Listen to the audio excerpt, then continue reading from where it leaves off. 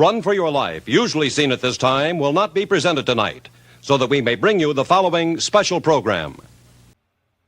Please support the Word Balloon podcast by going to patreon.com/wordballoon. Become a part of the League of Word Balloon listeners. That's patreon.com/wordballoon.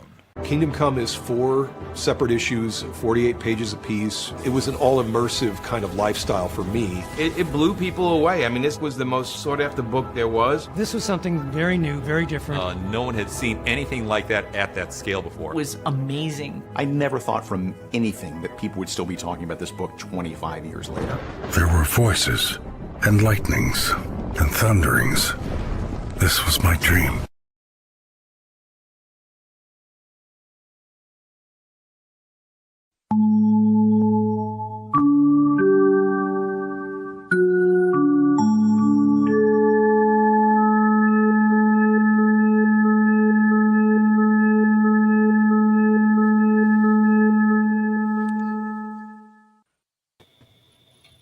Welcome back, everybody. It's time again for another not Trek Watch, because we're going to be talking about a lot of things. Although I imagine there might be a little bit of Star Trek in there, because there's always news and things that we haven't talked about. It's been a while since the four of us been together, but good to see Franco, good to see Mitch, good to see Wayne. And, I made a serious effort to make sure that I saw Thunderbolts sooner than later, and I know that'll be one of the main things that we're talking about tonight. And everyone has seen it. All four of us have seen it. And here, I even grabbed the Wheaties box to make it official there. I got that poster right there. Do you? Yeah, I like that poster. Guys, I'm thrilled. As much as I was frustrated by Captain America Brave New World, this was a great movie, and it's nice to see a great Marvel movie once again. Mm-hmm. I enjoyed it very much. I liked it, too.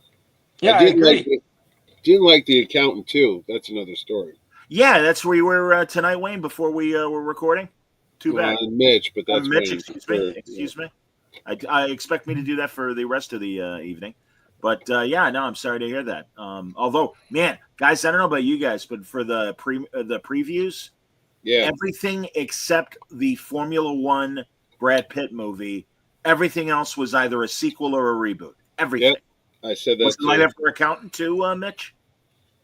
Accountant 2, when they do a sequel to a movie, 8-9 years later, you're like, I guess no one was really clamoring for this thing, and you're watching it going, why is this here? And the better thing is it's an Amazon MGM movie. So I leaned over and told my wife, I go, what the fuck did we just waste $40 on this for? She's like, why? I go, because it's going to be on Amazon Prime. Yeah. If not today, tomorrow, within 2 weeks. Because they did that with that Red One. We saw that in the theater, and because it was an Amazon movie, it was literally streaming 2 weeks later, and you feel like, why did I pay good money for this if it's this Amazon? So whatever. But my question actually was, Mitch, the previews. What kind of previews did they show during? No, you know what's weird? You say that they showed us all these I always say, is it Blumhouse or Blumhouse? Blumhouse. Blumhouse. Oh, I thought it was Blum. They showed those trailers with this movie, which I thought was rather odd. I'm like, this is like what do you want to call The Accountant? Like a spy, shoot-'em-up thriller type of thing? Yeah, like an action thriller? Sure. Yeah, like an action thriller. But those weren't sequels, though. They were all original horror movies. And I'm like, that's a weird audience thing. Like, you would, I don't know, you think they did show Mission Impossible because it's an action movie, but then they showed 3 of these movies in, red band labels and stuff, because that means they swear and drop the F-bombs like I do in the trailers. Because my wife leaned over to me, she goes, what's up with this, cursing and hardcore movies? But I'm like, I don't know. But they were all extremely violent horror movie type things. So I'm like, I guess that's the audience they were looking for. I don't know. Just seemed like a very odd choice of trailers to put with The Accountant too. Like, it didn't make money. And they did have the only original movie. You're right. They had not Matt Damon. Brad Pitt has got a Formula One picture. That's the only one that I saw that I was like, oh, I might see that one. I'm not going to go see Blumhouse movies. I didn't know who was clamoring for, as you say, as The Accountant was 8 years afterwards for the sequel. Who's clamming for Now You See Him 3? The I magician never movie. saw. Yeah, that's Jesse Eisenberg, right? I didn't see the first one. I didn't know there were. Wait, three there of was a them. now you see him too? Yeah, there's a third movie out already. Yeah. Oh. It would have Yeah. been cool if they went from Now You See Him 1 to Now You See Him 3, and then everybody's like, where's Now You See Him 2? And they're like, you don't see it. They must make I- money. Hey. I mean, why are they making these things then? Dave I'm Franco just- needs work. That's why they're making it. Oh, is he in it? James- James Franco's Yeah, in it? no, Dave. Dave, his brother, the Joseph Fine of the Franco family, if you will. I don't know that one. I always thought it was Jesse Eisenberg's pictures. I thought he was the star. Well, yeah, he's the star, but Dave Franco is one of the other magicians. One of the Can I other. ask you I'm a quick question on your opening teaser thing that won't be seen tonight? Now You See Me. Was that the vampire from The Night Stalker? Was that actor? No, that's Ben Gazzara's basically. Oh, that was Ben Gazzara. That was. Okay. I don't know if you guys remember it because it didn't last as long as The Fugitive, but No. essentially it was like an NBC attempt to do a fugitive-like show. So. I think it was Barry Atwater. I was like, who is that? Ben Gazzara. Wow. Yep.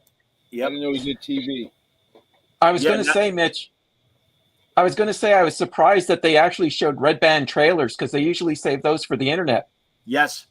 I know. No, they had three of them. The whole thing was up. But then again, Franco could tell you the experience we had at the Thunderbolts. They showed us the trailer for the Thunderbolts before the movie started. We were like, geez, I can't wait to go see that movie. And we're like, did someone forget to change the trailers? Or what? My only thought was that the Thunderbolts officially opened the next day because we went to see it on a Thursday night. Yeah, so maybe they hadn't changed the trailers. Maybe. But yeah, they showed the old Fantastic Four trailer because there was a newer one with more footage that they didn't show. Right. And then they showed the Thunderbolts trailer before the Thunderbolts movie. And they showed the Thunderbolts. I mean, they showed Fantastic Four with the accountant too. It was all over the place. It was like PG movies, rated R. I was like, what's going on here tonight? I understand. Wayne And is I'll tell you one obviously. thing, though. I'll tell you Go one ahead. thing before you jump in. It was nice to see the movie theaters on a Sunday night. I guess there's not a lot of sports going on tonight. It was packed. Oh, It good. was packed. I mean, 7 o'clock. There was not a good. I mean, we had to sit up front. The seats were all filled. I'm like, wow. And this was a crappy movie. I saw Thunderbolts today at 2:00 in the afternoon. I thought for sure it was going to be a full house. No. And no, it was only like not even a third. I'd say a quarter of the theater. But now they were showing it every half hour on like 3 or 4 screens. So I don't know. And oddly, they weren't showing Revenge of the Sith, which made a lot of money last week. And then this week it wasn't in one theater. I'm like, dude, what the hell? The May the 4th thing was today. Who's the marketing people of this show? I mean, this is the thing. That would have made more money today because of Star Wars fans going to the movies. And I'm like, you guys make no sense. You don't want to make money. Get out of here. You're fired. No, I hear you, man. It's again, each theater, it's a crapshoot. And because I was getting asked all week, was I going to go see Sith on today? And I'm like, no, actually, I'm probably going to see Thunderbolts. No, I saw Sith last week. It was good. That's cool. Fun. That's cool. You know what's weird? The kids' class, it's all younger kids now. So all the people that said prequels sucked when we, my age and your age and stuff, the younger kids that are my son's age, 25, 26, they were all in the theaters and they were all clapping because that was their Star Wars and they didn't think it sucked. We told them it sucked, but they were like, no, we like these Jar Jar. We like this stuff. And I'm like, you're stupid. You don't know what a real Star Wars movie is. And apparently that was their movies. And in a rare instance, I don't judge the prequel fans. The sequel fans, I'd need to sit down and go, okay, you're gonna have to explain to me. Other than the likelihood that it's your first Star Wars, and if it's your first Star Wars, I get it. No, I get it, man. Come on, Live and Let Die was my first Bond in the theater, and it's not a great movie. I mean, it's the first Roger Moore, but mine was Diamonds Are Forever. In the theater? Yeah? Yeah, my dad dragged me. I was like 4 or 5. I hated it so much my mom had to take me out. Yeah, mine was the Man with the Golden Gun. It's a violent picture. Sure, right after Live and Let Die.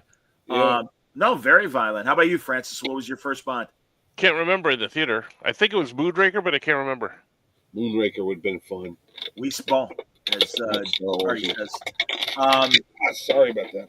No problem. Sal says, by the way, that on Apple, the new John Hamm show with Olivia Munn is great. I've been watching that. In fact, I'll see Sal soon if he's going to be in Italy. I'll be there next week.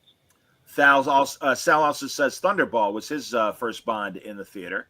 He's old. And mentioning Sal and also mentioning at the State Lake Theater. Fantastic. Old Chicago theater that's no longer with us. A classic downtown. For people that are watching, and only the people that are watching, so if you hear this in a recording, this won't be the case, but I do have free passes for this May 10th premiere of The Legend of Kingdom Come, the Alex Ross documentary that Sal produced. And it's going to be at the Music Box Theater as the commercial set in Chicago. I will be moderating the Q&A. I'll have the guys on stage, and we'll be doing a Q&A after the movie. But if you're in the Chicago area, give me your name in the chat, and I can sport you a free pass. May I ask Salvatore a question? I know it was a Kickstarter for that particular Kingdom Come documentary, but will it be available for sale at Lake Como Art Festival? Because I will be there, and I wouldn't mind buying that. So if it's here, I'll buy it there. If not, I'll wait till we get back to the U.S. I don't know. I know he was there last year. I guess he's buying drinks in the lounge. I don't know if he's going to answer you. So, yeah, Sal, he's asking if you'll be selling the Kingdom Come Blu-ray. He says yes, it will be at Lake Como. And, of course, too, you can buy it at the website for The Legend of Kingdom Come as well. So, yes, the Italian premiere will be at Lake Como. Beautiful. We'll be there all 3 days. So fantastic. Excellent. When is that, Mitch? When's that show? That is May 16th, 17th, and 18th. And the 18th is my son Spencer's 27th birthday. So he is coming there. We're going to have a big birthday for Happy Spencer birthday on the 18th. Yes. So that's 2 weeks. Don't forget to check the end credits. That's right, because we have one of the filmmakers on our podcast right now. The associate film producer Wayne Musso is joining us. So absolutely, man. Movie star going to be starting charging autographs. There you go. Absolutely. You go. I'm on camera. I'm the movie star, actually, I guess, of the four of us. You're in that too? I am in the movie. Absolutely. Oh, then maybe I won't. I know. Sorry. You know what's worse, Mitch? The first voice you hear is my voice. It's Alex painting a Superman head. And the thing about Alex Ross's art is, oh man, I could fast forward though. Yeah, exactly. In the theater though, if I'm at Lake Como, I might start throwing like tomatoes at the screen. But, Sal will be on Word Balloon Monday night live on Word Balloon Live, and subsequently the audio on Tuesday. So more information about The Legend of Kingdom Come coming on Word Balloon all this week. And yes, thank you very much. Mario congratulates me because that screening of Kingdom Come on May 10th is at, where is it? Here it is. It's the 20. That'll be literally on my 20th anniversary of doing Word Balloon. Wow, look at you! Everything. Anniversary weeks all around. Oh my goodness, what is happening? Time is passing. What happened? Oh, you know who was in The Accountant? The guy from Picard, the captain we all liked. Oh, Stashwick? Stashwick. He had a small part, and he was coming and going. I said, hey, I know who that guy is, and then his head got blown off. Spoilers! What the? Oh, please, you're not going to go see that movie. I was going to see it, like, right after this show, right after we got off the air. We were going to go see Sinners, remember? We were going to go see that. I heard that. Yeah, and you spoiled that, too, so now I'm not going to see that either. I didn't spoil Sinners for you. I hear great things about Spinners. Spinners, of course, the Philadelphia band that gave us Games People Play. And could it be I'm Falling in Love? That's like a whole other thing. Yes, I'm hearing great things. In fact, as always, you know, a lot of the movie pundits, especially YouTube movie pundits, is this going to win Best Picture? And it's like, you know, it's really early for next year, and I bet it will be nominated given the buzz and the critical acclaim that it's getting. But it's like, let's see how the field is, you know. And again, nothing against Ryan Coogler. I mean, he's brilliant. And I'm always rooting for Michael Jordan, not the basketball player. You know what's really good about Sinners, though? It's got a great soundtrack. I was going to go buy it. Yeah, that was just like Panther had a great, you know, the original Panther had a great soundtrack. Yeah. But this is a lot of R&B stuff, and it's really well done. So the guy's got a good ear for music, like James Gunn did with the Guardians, this guy's doing it with his movies as well. Or Quentin Tarantino. Sure. And Tarantino's overrated. It's a jukebox, but that's all right. I don't mind. I don't mind. All right, let's talk Thunderbolts. I was going to say Thunderbirds. Super Mario Nation. That was directed by Jonathan Frakes. The movie. The live action Thunder. Live action. Yes, it was. Very proud. Are we spoiling Thunderbolts? I'm going to say yes. So, folks, if you're watching or listening, Red alert. and you don't want to be scared, and you don't want it spoiled, then by all means stop the music and come back after you see the movie. But no, because there's too much to talk about. And again, man, you'll forgive me, guys, but Brave New World is going to be the Palmer horse to compare against Thunderbolts, because I think they did everything right in Thunderbolts. And as much as they tried with Captain America, I think they did a lot wrong. I'll start with Florence Pugh, who was just amazing, and obviously kind of the central figure of the movie. Now, because I had to check and compare her height to the actress that played Sabra. Well, because I know you guys think I'm nuts. No, we brought that up at dinner. We said that. We said, watch him bring it up. And Franco said, get the height out. I said, I'm telling you. I said, he's 5'3". And then Audrey said he was proportionate. She said her limbs were proportionate to a smaller person. So I swear to God, we were talking about it Thursday. I'm not even bringing out the calipers and measuring arm and leg or anything. But the woman that played Sabra, I'm going to call her Sabra, even though she was never really in costume or barely in costume. She is 4'11". Florence Pugh is 5'4". And Florence Pugh, the way they shot it, basically the same thing. Yeah, the way they shot it, I bought every action scene that Florence Pugh was in, because they did great work, and God bless her for doing is great. And maybe Sabra had great scenes that were on the cutting room floor. I don't know. I think Scarlett Johansson's 5'4" too. She's not very tall. I think you're right. So, yeah. I'd have to go back and watch the Widow movie and compare their heights. If I'm remembering the Widow movie, I think Florence is slightly shorter than Scarlett. ScarJo. If I'm remembering correctly, but. Speaking of spoilers for the Thunderbolts, was it you, Mitch, that sent that article? I had seen it as well, but they're changing the billboard. Yeah, the poster. Yeah, I said, Disney themselves, that's a ballsy move. It's only Sunday in downtown L.A., where they have those billboards on the side of the buildings and stuff. They're changing the title of the Thunderbolts to what, if you watch the movie, you'll know what. I told you that when they put that asterisk up there, that something was with that, and they were going to do something with that, and sure enough, that's what they're doing, and it's a ballsy, great marketing move, I think.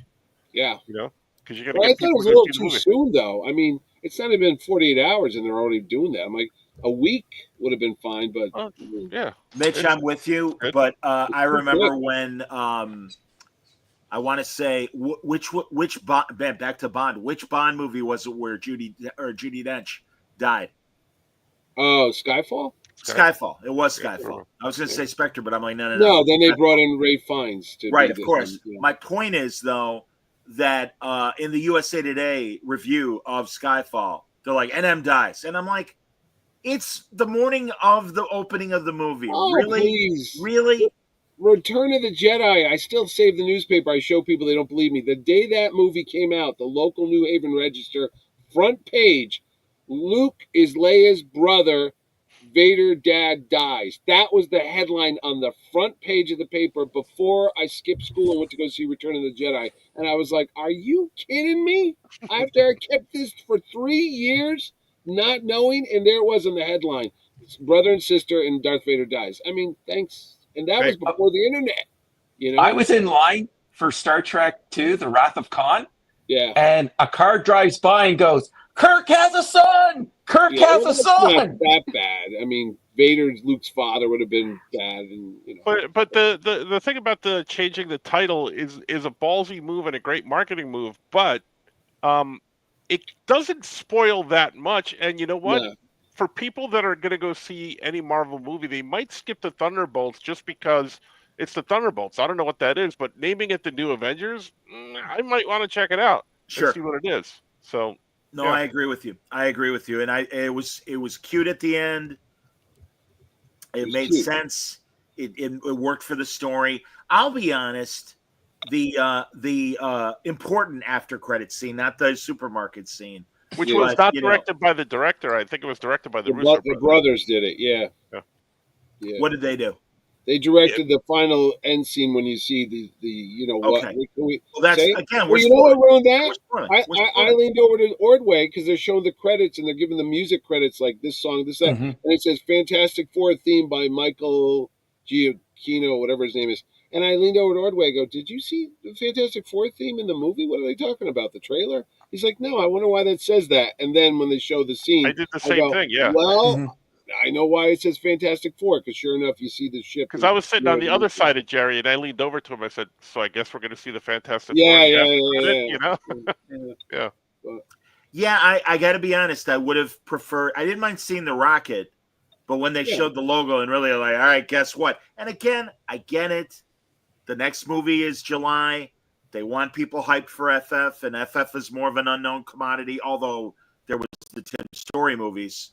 15 years ago. Actually, there might be a problem because it said 14 months later that happened. So that might be on the way to Doomsday. You don't know that. I just thought about that because the FF movie's coming out. They said it's an interdimensional spaceships coming through space. Right. No, I realize that. I'm saying that, but I'm talking about the reality that the FF movie is coming out and that they could have, because you see the spaceship in the trailers of the FF trailers. Right. And maybe again make it a little more obscure and maybe not show the FF logo and everything. I'm gonna make a prediction and say that we're gonna see some form of some X-Men when we get to the FF, maybe in an after credit scene or something like that, because the interdimensional thing happened again with the Marvels movie where you saw Kelsey Grammer as the Beast. Yep. So and you didn't see that coming from anything. So I think this is going to be that same world, and they're going to kind of meld that together somehow. Well, we already know that obviously several X actors are going to be in, if not Doomsday, definitely Secret War. And did you guys see? And we'll get back to Thunderbolts everybody, I promise. But did you guys see the story about Claremont? I think I told you guys. Yeah, you said that. Yeah. Apparently, he was in Huntsville, Alabama, at a convention, dropping tons of cast spoilers to that audience. And on John Campia's YouTube daily show, they were all talking about it there. And really, it's like, again, I understand when studios do it. They want to hype the movie. They want to build interest and stuff. I could see Claremont doing it just being Claremont. Yeah, but I was wondering, why would they be telling him? Because he has nothing to do with those stories. Secret Wars 1 was done by Jim Shooter, and the second version was Jonathan Hickman. There's no Chris Claremont involvement in those stories. But maybe talking about? No, but again, maybe at these red carpets, he's hearing from actors, "Hey, I'm in it," or whatever. Or I don't know. Well, we'll ask him on August 8th to the 10th at Terrificon, Connecticut's Terrific Comic Con, where you will see Chris Claremont. Oh, on me. Yeah. Anyway, go to that show, and you could get Chris Claremont and corner him in the men's room and just slap him around and say, "Tell me what you know, Claremont." I'm excited, man. Ann Nessetti and Al Milgrom and John Romita Jr. and Franco. Franco and Chris Giarrusso and all kind of people there. All kind of people. Gary Ordway and Dan Jurgens. I'm going to be careful, Mitch. I promise I won't reveal any celebrities before your time. There's only 4 you can't mention due to contractual obligations. I see. Well, again, I'll let you mention the Love Boat regulars that are going to be there. Now you have the cast of Love Boat. Well, I'm just saying if you have. All right, kids. Now that you had pulled my fingernails out, John. Who the hell's coming there? Well, John, right? John Wesley Shipp. John Wesley Shipp. Karen Allen will be there. Nice. From Raiders Lost Ark. I just posted somebody. You know what? I did a bunch of them tonight, and I can't remember who else coming. But Brian Posehn, kind of a comic book guy. Oh yeah. And a TV guy. What is it? Big.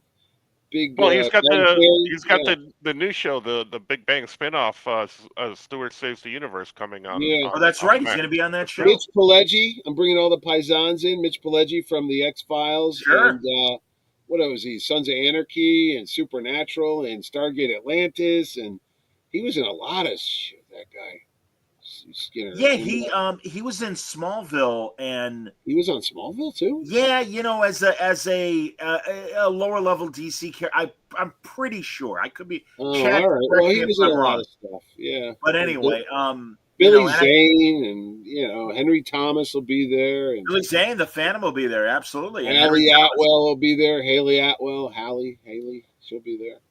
That's right. ChemDog says, of course, Mitch was in Shocker. He was in Shocker. Mitch Pileggi was in Shocker, that movie Sure. that came out a long time ago. Sure. Yeah. Back to Thunderbolts. I was surprised. Taskmaster, right, was at the beginning that first fight, and I got to be honest, I was shocked. I was shocked that I thought, all right, well, bullet to the head, but she'll walk it off. She'll be back. No, there was someone that posted a frame that she was in that scene where they're fighting Sentry in the building in New York, and then she was taken out. So in one of the trailers that she was in it or something like that. And Marvel does that a lot, dude. They do those like a fake out.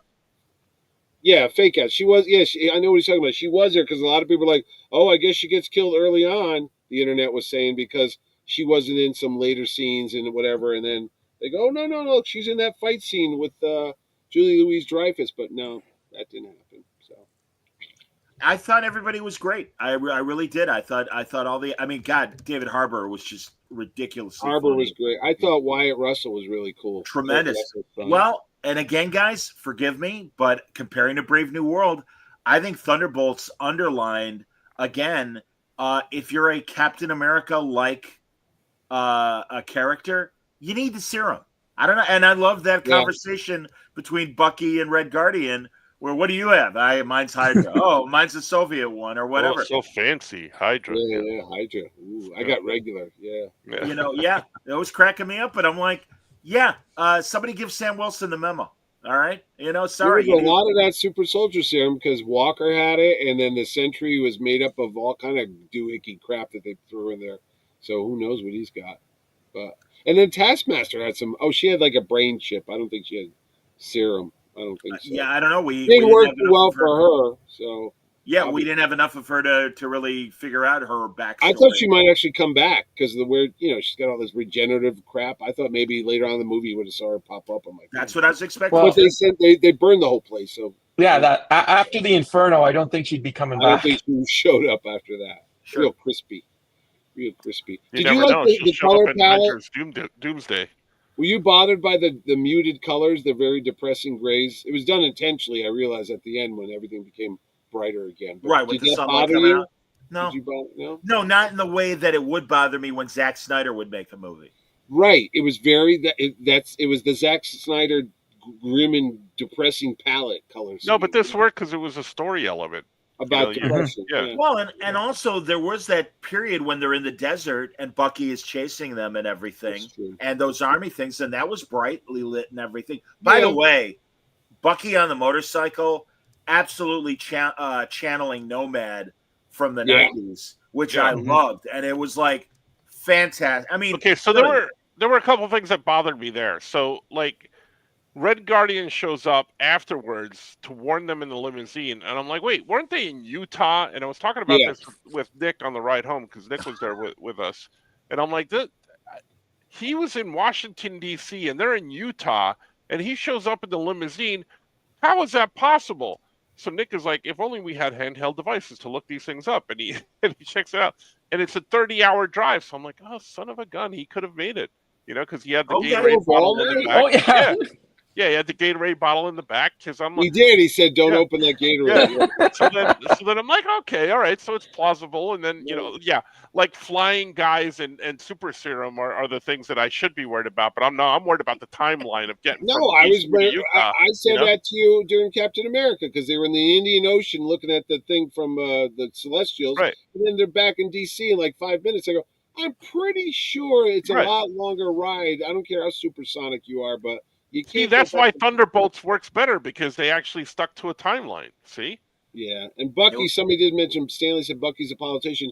They mentioned that, but I'm like, I don't know who voted for him. But then again, where did he come out of? New York? Was he running on the New Brooklyn. York ticket? Yeah. Brooklyn? Yeah, it was Brooklyn. He said his district was Hometown guy. Brooklyn. Well, yeah, if you save New York City, they don't give a rat's ass what Yeah, you if do. you could if you thousands of voted guys. in, you voted in George Santos, you can vote in that guy. It's Exactly. fine. He would have. Yeah, Bucky's got no problem. Because I'm like, wait a minute, where is he running for office? Oh, New York. But really, it doesn't. I don't know what the point was making Bucky a congressman, other than I suppose because Wendell Smith, right? The heavy the senator, yeah, that they were investigating Julia Louis-Dreyfus. You mean soon to be he's in the Superman movie. He's Perry White. Perry White, yeah. Oh, is he Perry White? Yes. Yeah. He's going to be in Perry White. Yeah, I thought so too. I go, wait, I saw him in another. He's coming in another movie. Oh, he's great. He's in that great. show. He's in that show Elsbeth on CBS as well. Yeah, and he was in the Amazon Jack Ryan show. Right. Mm-hmm. He was the Morgan. He was the Admiral. Jones character. Yeah, exactly. The Admiral character. Exactly. Something. Yeah. Yep. Huh. Well, look at that. He's working. That's good. No, God bless him. He's a great character actor, man. Just like Juan Carlos in Brave New World. I was telling you guys off the air. I don't think I've talked about it on the air. The Residence on Netflix. This really fun, kind of like Knives Out, a whodunit. It's a murder that happens at a state dinner, and Juan Carlos. I always forget the rest of his name. The guy who played Copperhead in Brave New World. You mean Carlo Esposito? I believe that is it. Thank you. Giancarlo Esposito. Yeah. Like, and he's he's in The Boys. He was the executive in charge of The Boys. Yeah, Breaking Bad. Yeah. He's the murder victim in this show called The Residence, and it's an all-star cast. It's that's the point of the movie. Oh, but that's just the beginning. But yeah, no, it's very good. It's funny and it's a good whodunit. It's very, very good. The Residence on Netflix. So you're not going to nitpick the Thunderbolts? There's nothing wrong with it. It's a perfect Johnny score, like a Rotten Tomatoes. No, this is like a Rotten Gyro. I'd give it a night. It's funny. My good friend Jeff Quarter is watching us and says Franco like Santos. Yeah. Bucky is Brooklynish. Yeah. So how many Greek olives do you give Thunderbolts, Johnny? I give it 4.5. I didn't think it was a 5, but I think you give 4.5 out of 5. Sure, 4.5 gyros. That's our new thing. A gyro. Okay, gyros. Johnny gives it 5 gyros. Yeah, the gyro spit. Yeah, the big giant cone of gyro meat. Gyro? Yeah, exactly. Well, my dad when he had his gyros place, some of the people from the hood would come in and go, "Let me have a gyros sandwich." What do you want on that? Mustard and relish. Okay. That's what you want. We got it. No problem. So I heard gyros and then gyros. I thought it was really well done and not what you expected. Did not expect it. I thought it was going to be more over the top Guardians of the Galaxy goofy. And I was like, oh, okay. But they didn't. They restrained it. I found that it felt down to earth like Winter Soldier. That's how I compared it. It felt like you popped a bunch of super people in a real situation. It didn't feel like a Fantastic Four or an Avengers. It just felt like this is something that's happening to a group of people. But I do think, and I think it was very obvious, that a lot of the settings and the pacing of the movie was very much like the first Avengers movie, right down to Valentina having Avengers Tower, the big confrontation scene with her and the Thunderbolts in the bar, the way Tony was with Loki. We have a Hulk. Yeah. And I really felt, and even when they were saving people on the streets of New York, it was very much like Act 3 of the Avengers movie. In a good way. Yeah, but they use those devices throughout. The other night I was watching one of the Spider-Man movies, the one with the Michael Keaton Vulture, and at the very beginning they're in Avengers Tower cleaning up. So it's used throughout. So I didn't have a problem with that. Her having taken over the tower. Yeah, no, he moved out. Stark moved everything upstate to Westchester, but that got blown to bits when Thanos came. Yeah. So it was empty.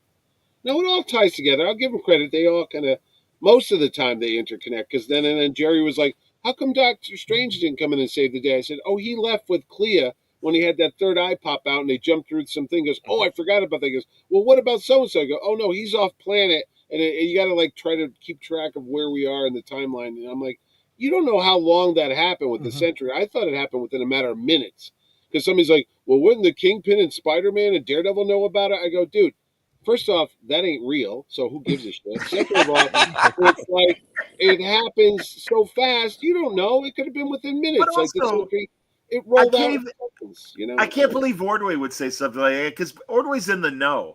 And honestly, he's a comic book guy. He would be like, well, there's a reason why Batman doesn't just call Superman to come and fry the Joker's ass because he could, but he doesn't. But my point is, and Gigantic Jeff made this point about Daredevil Born Again, and I guess we'll see what happens in the second season. But he's like, I was really expecting a lot more New York heroes to show up in the Keep. Now Mitch is nodding yes for the audio audience. Guys, it's a television budget. They're not going to do that. I mean, honestly, the few times early on, like when Loki turned into Chris Evans and Captain America in Thor 2, and is I'm like, those are nice surprises. Like, or when Charlie Cox shows up in the Spider-Man. 3 Spider-Man movie and everything, it's like, no, that's a nice surprise, but don't expect it, and certainly not. It's like, no, this is in the case of Born Again, it's all about Daredevil and the Kingpin. Sorry, I'm like, well, I'm not saying Tom Holland has to show up, but and I'm like, Jeff, it's a TV budget. Jerry said this, and I heard this on some internet shows, that apparently you hear the strings or the sound of the Spider-Man theme song at the end of Daredevil. And Franco and I said, look, I went back and watched it 3 times to hear it. I did not hear any Spider-Man theme at the end of Born Again, the season finale, when he's like, we're going to form our own army and we're going to take our city back. They said the credits start to roll and you can hear Spider-Man's theme in the background. I go, I think you guys are imagining this because they're not. First off, Tom Holland's not coming on that Daredevil show because there's a Sony rights issue, so that ain't going to happen. And True. 2, it's called Daredevil. If you bring Spider-Man in, dude, Spider-Man could wipe up the Kingpin in 5 seconds. It would be over. It's like, dude, really? Come on. It'd be over with, I remember during the Green Arrow comic book run, he had one issue where he fought Solomon Grundy and he beat him. And so, well, that would never happen. I'm like, the name of the book is Green Arrow. It's not the Solomon Grundy book. And, or even early on, a lot of times on a lot of the CW shows before Superman and Lois. Again, I'm picking on Gigantic Jeff tonight, and he's not here to defend himself. He's like, well, I don't see why Superman doesn't show up. I mean, he'd take care of all that. I'm like, yeah, and the show would be over in 5 minutes. I'm like, no, guys. I'm like, no, that's the name of the show is Supergirl. The Spider-Man cartoon was good, and Daredevil was in that, and I love that interaction. Well, that Barney Rubble, what an actor! But animated Doctor Strange was in the Spider-Man cartoon. He was. They even went to the multiverse in that show. They went and met all the Spider, and they met Stan Lee. For God's sakes, look at that show. Yep. It's not real. While we're doing catch up on shows that we didn't have a chance to talk about, I really enjoyed Spider-Man. Well, did we finish the Daredevil? I don't think we talked about Jerry. Jerry was very vocal. You'll hear it on our Power Cosmic podcast, available right now. Jerry was not happy with the Daredevil ending. He thought it was over the top, very graphic. When the Kingpin, spoiler alert, he takes the former police commissioner's head and he freaking squishes it like a rotten tomato, and the guy's jaw goes this way and his effing brains go the other way, and there's blood everywhere. And Jerry goes, I didn't need to see that. You could have done a pull back and just heard a crunching sound and maybe blood fly, but you didn't have to show it. That was over the top for Disney. And I said, I think they wanted to show so much that they were better than the Netflix show that they did go way overboard. And they're like, guys, you really... honestly though, Mitch, I was glad. Because truly, my fear was that, just like I like getting shocked by the intense violence of The Boys on Amazon. And I understand it's a different animal with Marvel, but my fear was with Born Again being on Disney XD that it was going to be a PG, maybe PG-13 Daredevil, even with what happened in that first episode where Daredevil gets, a million Deadshot stabs and everything. Yeah, all that. Not Deadshot. You know what I'm saying? Bullseye. Thank you, guys. But yeah, So I'm glad it was as violent as was. And the other thing was the director or the showrunner was like, yeah, there's too much talky talk and stuff. I really want, this to be a more action show. And it's like, thank God that, because the other complaint I kept hearing, and I'm sure you guys did too, was, too much Matt Murdock lawyer, not enough Daredevil. I'm like, no, that's good. No, we want a lot of Matt Murdock lawyer. And of course, for the story, as you guys know, it was all about them escaping who they really were. Fisk didn't want to admit that he was the real gangster still, even though he was trying to be legitimate in his way, even though still being a scumbag. And the same thing with Matt. Matt can't get away from his Daredevil destiny. Well, that's who these guys are. Jerry's point was, I'm speaking for Jerry, but he said the Daredevil, he had given up because of Foggy's death, and then he went over the top and he threw Bullseye off the roof, and the Catholic part came in him because, you shouldn't kill it. He let it go, and then he was trying to reform. And the whole opening had the religious statue stuff and the music, and in the first episode, he walks by a church, and you hear the mass going on inside, but they never went back to that. And Jerry said the transformation back into Daredevil was too abrupt. They didn't build on it. It wasn't cinematic. It wasn't like a comic book. It's like by episode 5, when he had that fight with the guys in the bank, when he was just in a normal suit and he was struggling a little bit, he's like, it should have been like gradual, like, oh, we better go back to training. But no, the next episode was, I got to go find Muse. Oh, he's in the subway killing people, taking their blood, painting buildings with it. And it was just like that. He just put the suit on. He was all back to Daredevil. It was like no time.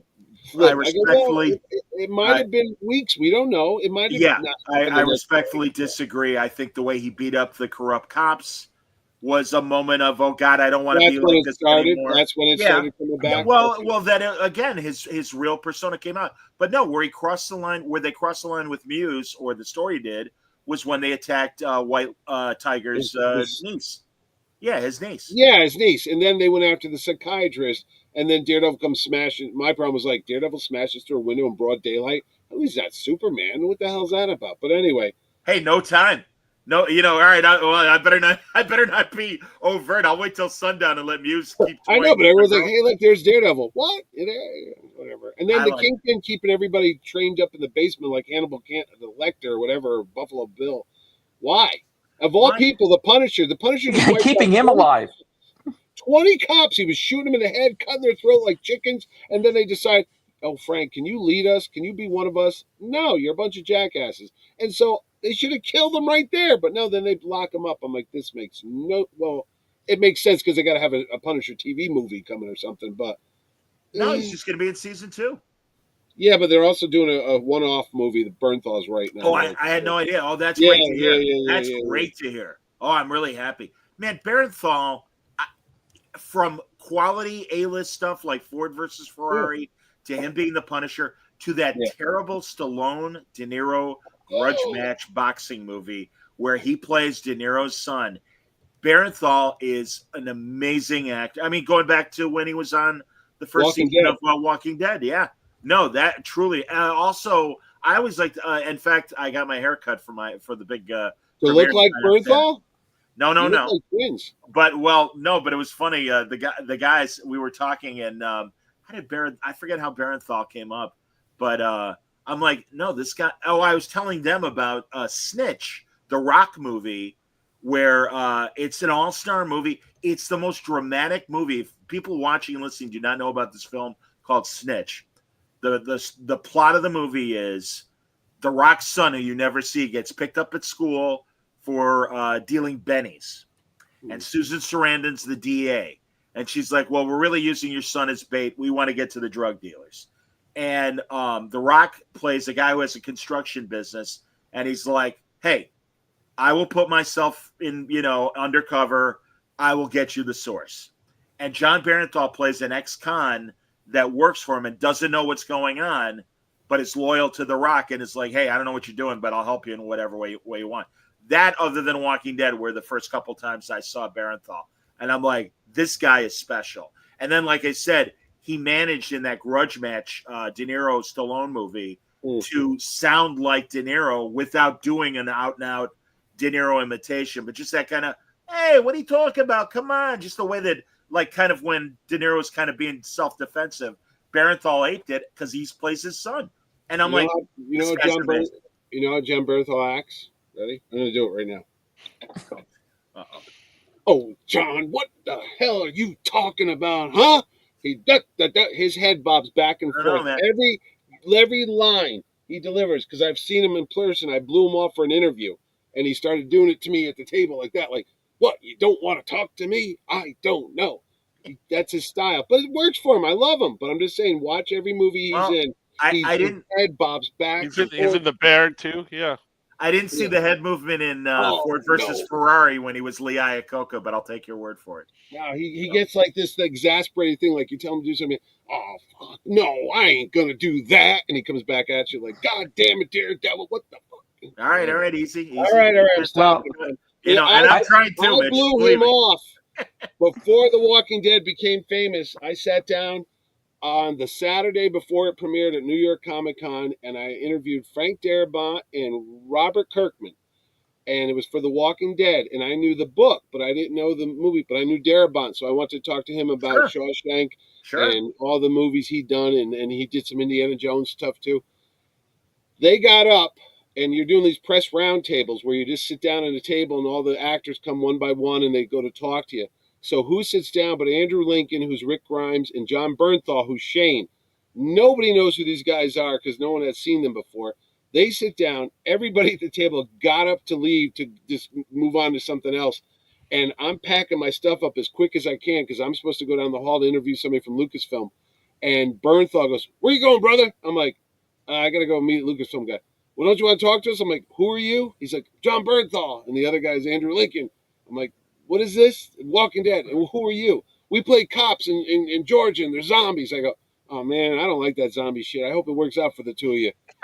"Oh, why don't you?" And Bernthal goes, "Man, I got 2 kids. I hope it works out too. I got a house, brother. I need a mortgage paid, man." And he starts doing the whole thing. I was like, "All right, take it easy, guys. Good luck with everything." Boom, Walking Dead comes out the next night. Biggest thing since sliced bread. Next year, Andrew Lincoln sees me at New York Comic Con at the round table. He goes, "Do I know you?" I said, "No." "You look familiar." "No, you don't know me." He goes, "Wait a minute. Aren't you the chap that didn't want to talk to me last year?" "Yeah, I bet you're kicking yourself now." And I go, maybe, whatever. That's my Bernthal story. See, I would have went, "No, I'm not kicking myself now. As a matter of fact, I don't want to talk to you now." And get up and left. That's what I would have done. Hey, Bernthal blew me off in 2017, a month before Terrificon. He was supposed to do the show, and he canceled to go do Ford versus Ferrari over in wherever they were filming it. Yeah, I think it worked out better for him. Great movie. I remember that. Yeah. Wow. I had a similar, not like she wasn't negative about it, but John Turturro's sister, Aida Turturro from Sopranos. Oh yeah. We had a press junket where we saw the first episode of the second season of The Sopranos at HBO's offices in their big theater room. And afterwards, we got to have dinner in Little Italy with the whole cast and everything. Italy. Well, nobody knew Aida because Janice wasn't there till season 2. And all we saw was the first episode. And I don't even know if I can't remember if she was in the first episode or if she's barely in it. Her character hadn't developed yet. So we didn't know. And I mean, she seemed very lovely and everything, but it's like, I'm hanging out with Edie Falco and Christopher, I forget Michael Imperioli. Michael Imperioli, absolutely. David Chase. Those, and I'm talking to the kids and I'm talking to Steve Van Zandt. It's like, hey man, sorry, I don't know you, lady. But now is she John Turturro's sister? Yeah, she is. She's related to the Turturros? Yeah. Aida Turturro is John Turturro's sister, yes, sir. And there's another one too. There's another brother. Yes, the Dave Franco of the Turturro family. Yeah, yes. yeah. Nick, right? Nick Turturro. Yeah, you're right. It's Nick Turturro. You're right. I know all the Guineas. We stick together. We know all the guys. Okay, he's not Mocha. I thought he might be Mocha Joe from Curb Your Enthusiasm. No, Mocha Joe's another guy. I don't think he's Italian. Mocha Joe is in my friend Rob Burnett's audio drama called True Detective. Michael Rosenbaum, Luther from Smallville, is the detective. Katie Sackhoff is in it. Anthony LaPaglia plays Capone. Oh, I love him. Anthony LaPaglia.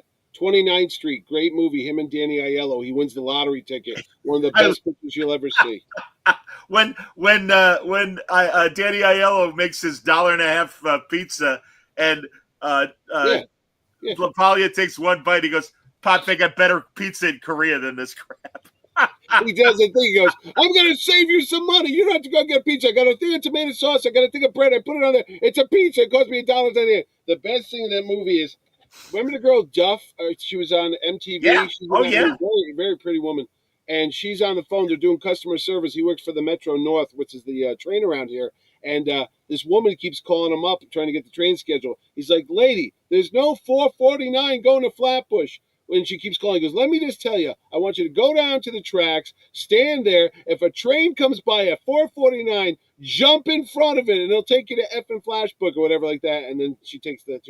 Ooh, you're so crazy. She was so cool in that movie. Yeah, no one's ever seen that movie. 29th Street is like. Oh no, I've seen it. No, it's a fantastic. I saw it in the theater. It's a fantastic movie. He's Australian, you know. Yes, I know. Which is weird, man. Because he really has that New York accent. He does. Yeah, he does. No, he's amazing. Yeah, in fact, my buddy, to get him for this audio drama, they set up an ISDN line in Australia, and that's where Anthony did his part as Al Capone in the thing. So a good one, Anthony Dennison. Remember Anthony Dennison? Of course. Ray Luca? Yes. But I don't think Story. I don't think he's Italian, though. I don't think he's really Italian.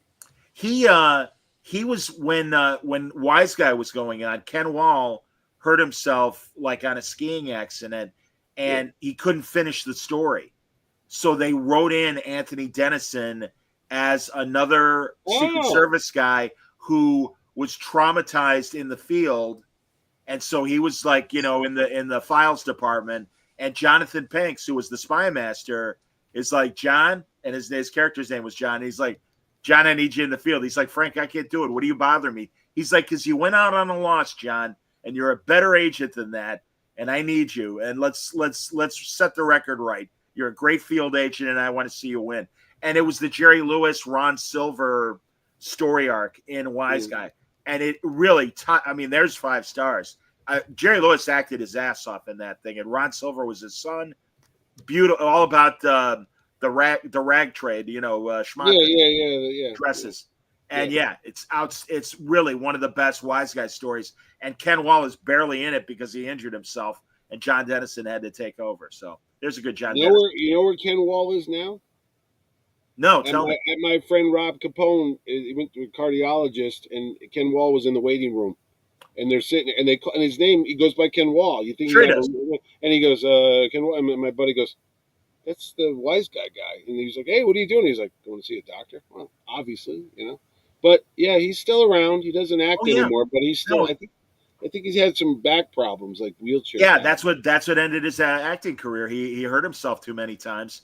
He married one of the Barbie twins. I don't know if I was going to say, remember those big blonde chicks he was hanging out with? Yeah. They were they had those Stepford wife eyes. I mean, they were beautiful women. But yeah, they had a very vacant look about their face. They made one of those sword and sorcery movies that was didn't they? I was going to say, or something like what that. Did they do? Were they wrestling? Oh, they did. The Barbie twins did, not Ken Wall.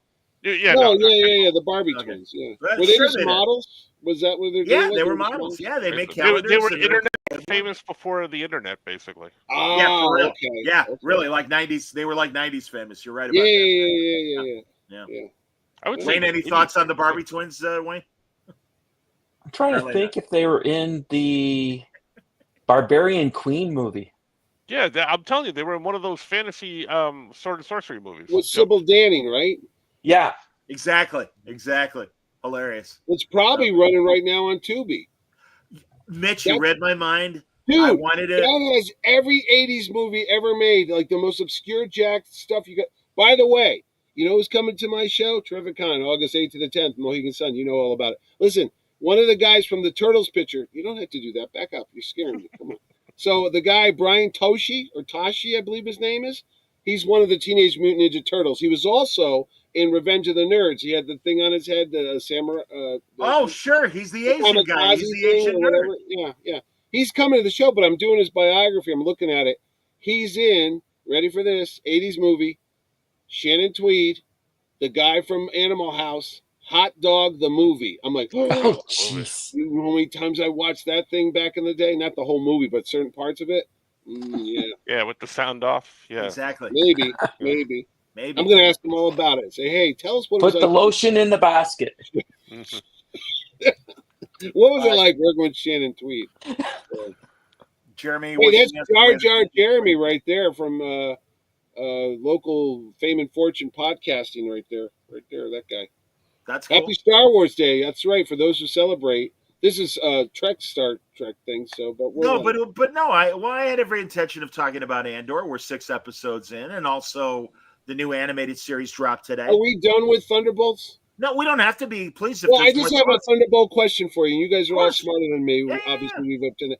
When what's his name? Bob. When Bob, the Sentry, yes, turns into the Sentry, and he gets his blonde hair and his little costume like that, and then at the end, spoilers alert. Shannon. Wait a minute. Could you go back? I got to stop for a minute. Right now, people get. But Sal says Shannon Tweed is a pirate hooker. What movie was that? Because I want to go see that. I think he's just making it up in his I was going to say yeah. Shannon Tweed. By the way, Shannon Tweed had a younger sister, redhead. Yeah. Tracy's lovely. With her. Lovely. I was like, what? I think she was an actress. Done. Like she was out for like a year. Never saw her again. I don't know if she's. I remember. Sadly, I remember when she was in Playboy. She's a beautiful woman, just like Shannon was before she got to plastic surgery. No, she married Gene Simmons. But that's I'm aware of that. Anyway, as I was saying before, so Bob turns into this with the blonde hair, and they make a point by saying Tracy Tweed. She's a blonde now. What's her name? Tracy Tweed. Yeah. And where is she now? Nowhere. She's a blonde. She's probably on the Gene Simmons, Tracy Tweed, Shannon Tweed reality show. All right, Sentry. Oh, wait. So anyway, he goes into the void. He becomes Bob again. He comes back at the end, and he's wearing his Bob clothes. He's wearing the schleppy look, right? My question was, how does this all happen? I mean, because he turns into the void. He's all black with the glowing eyes. Then he turns into the normal-looking dude. And at the end of the movie, I'm ruining the whole thing, but he's there, but he goes, hey, I can't become a superhero again because I won't be able to control it. Kind of like the Hulk. He can't control it. Right. And I'm sure when he does, he'll be blonde. Yeah. My question is, what's the point? They just keep him there like a dog on a leash? I'm like, he's not comedy relief. No, I think, we'll see what happens in the subsequent movies because he is still around. Yeah. Kind of like the way, even though Harrison Ford's President Ross is on the raft, who's to say he's not going to show up in Doomsday or Secret Wars as the Red Hulk? Maybe they'll get the Sentry under control. Maybe they won't. Maybe there'll be an evil influence that will release the void and everything. But, he basically said, hey, if I show up in a costume again, then my void, persona might come out as well. And, when he turns into the Sentry, yes. He has nobody has any control over him. He's like the guy on the all in his mind. He's bipolar. He's bipolar. Homelander without somebody running the show. He's just nuts. Yeah, but he's in mental conflict with himself. Like that I thought he resolved that at the end when he came out. Well, but I don't think that's a thing that you resolve. Yeah, that's right. Well, now I'm much better. Everything's great. Well, I don't know. Everything went back to Happy Land. Everybody, the little girl came back. They reversed smiling. They reversed. I told you, when we were talking that night, I told you like he didn't remember. So that's right there is part of the story. Is like he's not better. Right away with that one sentence, he tells you what. Where? How did I get here? So he didn't remember anything he just did. It was all he said things were fuzzy. He said things were getting fuzzy. Right. Okay. And again, he obviously knew enough that there is a risk if I become the Sentry again, that guy, then the void might. That's why he doesn't. Yeah. And they talk about that and I would imagine that's going to be a plot point of some sort in either Doomsday or Secret War. I would assume. Okay. All right. I'm just because when I saw him sitting on the couch, I go, why is that guy just there? Do they pay him? I do have to go back to Tracy Tweed for a second because her one big claim to fame is she was in the movie Johnny Mnemonic with Keanu Reeves. Oh, yes, my buddy Keanu Reeves. Yeah, he was in that. She was in that for I don't know what she played. And her other big stat, because I read through all this and there's really nothing happening. She was married to Diana Ross's brother Chico in the mid '80s. So there's that. Wow, who wasn't? Yeah. Mm-hmm. All right. So it was a Keanu Reeves movie. Let's call Keanu right now and see what he liked working with her. All right. I assume Sal is saying that Tracy, or rather Shannon, looks like Ruth Buzzy. She's just not. Oh, no. Moment of silence for the late Yeah, I great was Ruth going to say, Buzzy. what does that mean? Pour one out That for Shannon Ruth looks Buzzy. dead? Is that what that means? I don't understand what Wow. that means. Oof. There was a time. Yeah. Did you guys remember I sent you guys the cartoon intro to? There used to be one of those by the DePathy animation people in the 70s. The Pink Panther people. Yes, exactly. There was Baggy Pants and the Nitwits. Baggy Pants was like a cat, Charlie Chaplin, and the Nitwits were Ruth Buzzy and Artie Johnson doing their park bench laugh-in characters. But in the cartoon, Artie Johnson's character was a retired superhero Tyrone, and she was his wife, and she was back at the apartment on like a ham radio to him and stuff. And it's terrible. I mean, I don't know about you guys. I was not a Pink Panther animator. Look, I'm pouring one out for Ruth Buzzy, who was also with Jim Neighbors in Space Nuts. Was she on Space Nuts, or was that Chuck McCann and Bob Chuck Denver? McCann and Bob Denver was Far Out Space Nuts. And I know the title. But Wayne, Jim you know the Neighbors and title? her, they were on a show in space too. I'm throwing it out to the kids, but I'll see if somebody in the chat knows before they look it up. But I know very well because we make fun of these Sid and Marty Krofft live action shows. It was a Sid and Marty Krofft, and they had a little thing like Honker, I believe was the alien name. It was like a little thing. It looked like the well, that I don't Phillies. remember, but she and like Jim the Neighbors, Phillies. They were robots. They were alien robots, and they took a and forgive me everybody, but this is the way it was cast. They took a suburban white woman and a young child of color, a little boy of color, and they went off on adventures with Ruth Buzzy and Jim Neighbors in The Lost Saucer. That was the show, The Lost Saucer. All right. So there's they were episodes on YouTube. They were human traffickers. Is that what you're telling me? Yeah, exactly. Yeah, exactly. What a show that was. Wow, they took kids into space, which is the plot of Accountant 2, where Ben Affleck does his Rain Man impression, or not. I'm sorry, he's not. He's like, what's the guy in The Big Bang Theory?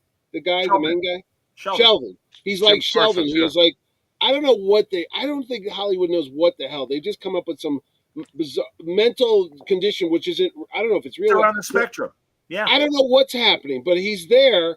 And he's just like, he has monotone voice. He doesn't laugh. He doesn't do anything. But then he could look at somebody doing a line dance, and he got the photographic memory, and he could do a line dance. And it's almost like, honestly, and I don't know, I don't think they intend to make this look like they're making fun of people, but it comes across that way. Like, what are you doing here? Oh, looks like Rain Man was counting cards. Remember that? It's like, oh, look, we can take this guy and we can exploit him. And then the same thing with this Ben Affleck character. It's like, we're going to take him and we're going to make him murder people because he got this like zero laser beam like focus on things. And I don't know. It's like, it's weird because they make fun of him like, oh, you don't have a sense of humor. You can't get laid. You can't get a girlfriend. You can't, but you could do this because you have this mental condition and you can murder people without blinking. So that's a good thing. And I'm like, but that's all the characteristics of an accountant. Oh, you're a hitman? Is that what you're saying? I'm retired. Oh, yes. You're retired. He's a retired hitman. Yes. But it's just insane, though. I mean, no, I know what you mean. But there was also that, and I've never watched it, but I believe the premise of, is it the ABC drama, The Good Doctor? The Good Doctor's he's on the spectrum as well. Yeah. So I don't know, man. You know, by the way, Sal points out that this year marks the 50th anniversary of Starsky and Hutch. I have a Starsky and Hutch T-shirt I was wearing last week, actually. So there you go. I came across that picture of us as Starsky and Hutch. Remember that? We met David Soul. Yeah, and he kissed me too. Yeah, he did. Really? Huggy Bear was there, and Bill Michael Glacier. We had the car behind us, Zebra 3, and David Soul. Where we get to take the picture, Franco's there, and I said, "Don't do anything silly." He goes like, "What?" I said, "Don't kiss me." And just as they were taking the picture, he turns and he kisses me right on the cheek. It's like, oh. He was in a lot of pain, that poor guy. He was on crutches back then. David Soul was? Yeah, David Soul. Oh, that's tragic, man. God, the BBC made an incredible documentary specifically about David Soul. And, you remember he had that pop hit, Don't Give Up on Us, Baby. And then Black Bean Soup was another one. Yellow Rose. That song. Yellow Rose. I didn't remember that song. Was that a TV show or the song? No, that was like the flip side. I think he did this song for the TV show. I mean, it might have been a cover, but I remember him singing it. Yeah, kind of like David Cassidy with Keith Partridge. David Soul toured. Yeah, he did. as a singer. And I mean, really, like, it's so sad. It is such a sad Hollywood story where literally in the documentary, he drives to one of the mansions he owned at the height of his success. And he's like, yeah, I used to live there. And it's this gigantic, like, hotel-sized mansion. And it's like, wow, man, again, that's the fickle finger of success. No, what he did, if you watch the opening of Starsky and Hutch, when he jumps off and lands on the hood? Sure. He did that. That wasn't a stuntman. And he compressed his tailbone there, like whatever, the lumbar or whatever, the what do you call them? The disc? Coccyx. Yeah. Coccyx bone. Yeah, he did something to his coccyx bone, and that's where he got his back injuries for the rest of his life. And he was on crutches towards the end. He couldn't even walk. Well, but he was great in the Salem's Lot. Remember that? Of course. And Dirty Harry. He sucked in Casablanca. Remember when they made that TV show? Yeah, he was Rick Blaine. Oh, that was a piece of crap. My dad watched that. Yeah. But it's funny you mentioned Salem's Lot because there's a friend that wants to come on and talk about. He's like, I want to talk about 70s horror. I'm like, can we get specific? And I'd really like to do a podcast sometime about the best made-for-TV horror. Oh, shit. And Salem's Lot is right up there, man. Dude. And especially in the 70s. That was disturbing. Gargoyles, too. Gargoyles, don't be afraid of the dark. Night good. Stalker, Night Strangler. Oh, there were some great ones. And the Terror Trilogy thing, whatever the hell it is. Yeah, Trilogy of Terror. That was a TV show. Yeah. All the Bermuda Triangle movies and stuff. Oh, I remember that. They were creepy as hell. Satan's, Kate Jackson was in a satanic TV movie. That's what I was about to say. Was one. Satan's School of Daughters or something. Yes, something like that. Harrison Ford's in that one. He's got a. Travolta's in one of those too. Was that the one where they were in New England with the witches and there was like a covenant of witches and they had the pinnacle things on the thing and all the housewives were all like witch? Oh yeah. That was something. Scary stuff, man. Good, man. And all Dan Curtis mostly. When you see the production. Dan Curtis production. Right. Guy. The Dark Shadows and Night Stalker guy. Dark Shadows, And Wings of War, of all things. He did all that. Oh, I didn't realize Dan Curtis. Yeah, he was friends because Robert Mitchum's from Bridgeport and they were buddies. So if you watch that, that's why he was on that show. Robert Mitchum. Oh, speaking of Robert Mitchum, I should tease. Coming up in a couple of weeks, Gabe Hardman and I are going to do one of our Scene Missing movie shows. And we're going to focus on this director named Burt Kennedy, who wrote a lot of exceptional Westerns, but also made some good and bad, both not only Westerns, but dramas and comedies. And he did those two, James Garner, Support Your Local Sheriff, Support Your Local Gunfighter. Oh, Suzanne Plachette. Yeah. I remember those. And he did the two Wild Wild West 70s revival movies, the TV movies. Oh, those were good. And mentioning Mitchum, he's in one of my favorite Mitchum Westerns. It's him and George Kennedy. It's called The Good Guys and the Bad Guys. And it's all about getting old. He's like a 20-year marshal that the town wants to retire. And George Kennedy plays like the bad guy that he's been chasing for 20 years. And they end up being buddies and stopping a train robbery in their town and stuff. But I think it's a throwaway movie. Tina Louise is in it. Martin Balsam is in it. Yeah, I know. Robert Mitchum got busted for weed. They put him on a chain gang for a while. Yeah, they did. Yeah, he was. Well, actually, there was two separate instances. But when he got busted for weed, he was in jail for 30 days. Yeah, because he was playing with he was eating the devil's lettuce there. So, speaking of, you had me on Robert Mitchum there. I can't remember. But no, I'm trying to think of other aspects of Thunderbolts. Like you said, Mitch, I agree with you. Wyatt Russell was great. I kind of like how obviously, John Walker still has issues, but I did kind of feel like he was obviously a bit more sympathetic in this than he was in Falcon and Winter Soldier. Do you like Julia Louis-Dreyfus in these? Can you disassociate the Seinfeld from her? Do you go, I think she's great. Yeah. No, and my only slight, and it really fine. It's the movies. It's not the comics. I always liked Valentina as a SHIELD agent. Yeah. So I don't mind that they've made her this kind of lousy politician. And she's like Maxwell Lord. She's like a conniving business person type of thing going on. Yep. Not so much a government agent, but. Oh no, I think she is a government player, but is doing it to her own advantage, and whatever way the wind is blowing, that's the way she'll go. I mean, as evidenced by the way the movie ended. Mm. You know. I'm But I like surprised. the new Avenger wrinkle. What's the guy's name? Rockwell. I'm surprised they don't pull him out. Sam Or Rockwell. Sam Rockwell. Get all this sleazy other characters, and maybe he could be on there. Oh, making his own- Justin. Right, he was Justin Hammer. That's right. In the Yeah, he second can make his movie. own bad versions of Iron Man suits and stuff. Well, I was trying to figure out the name of Julia Louis-Dreyfus's organization, Ox. Yeah, I don't know what that was. Apparently, it's in the comics because I didn't know what it was either. But I didn't know. It's like an AIM type of thing where they make, dark secret projects. Or Hammer, for that matter. Hammer Or Industries. Hammer too. did that too. Apparently, that Ironheart show's coming on in June because I said to Ordway, "What happened to that young Riri Williams, the girl that was in the Wakanda Forever? She had the Iron Man suit." They're making an Ironheart series. Yeah, it comes on next month. I was Yeah. like, It's been made for years. Did they shutter the Blade movie? I think they did. Oh, I right? heard that's done. I heard they canceled that. Yeah. How can you not make is it that hard to make a good Blade movie? That surprises me. No, because that Marshall Ali, how do you name? The guy won an Academy Award. He's been in limbo for a couple years now because he's on, contract to do this movie. He's probably like, dude, I'm passing up offers here. What are we doing here? Are we doing this movie or not? Because I gotta feed my family here. I get it. No, I mean, how hard is it to make a vampire movie? Jeez Louise, they could have done it on a Night Stalker budget. You could have made a TV movie out of this thing. You don't have to be crazy with it. That's what I'm saying, man. No, I agree. I got to be honest. I hope Riri Williams is interesting. Yeah. I mean, good Lord, and as you guys know, created by my good friend Brian Bendis.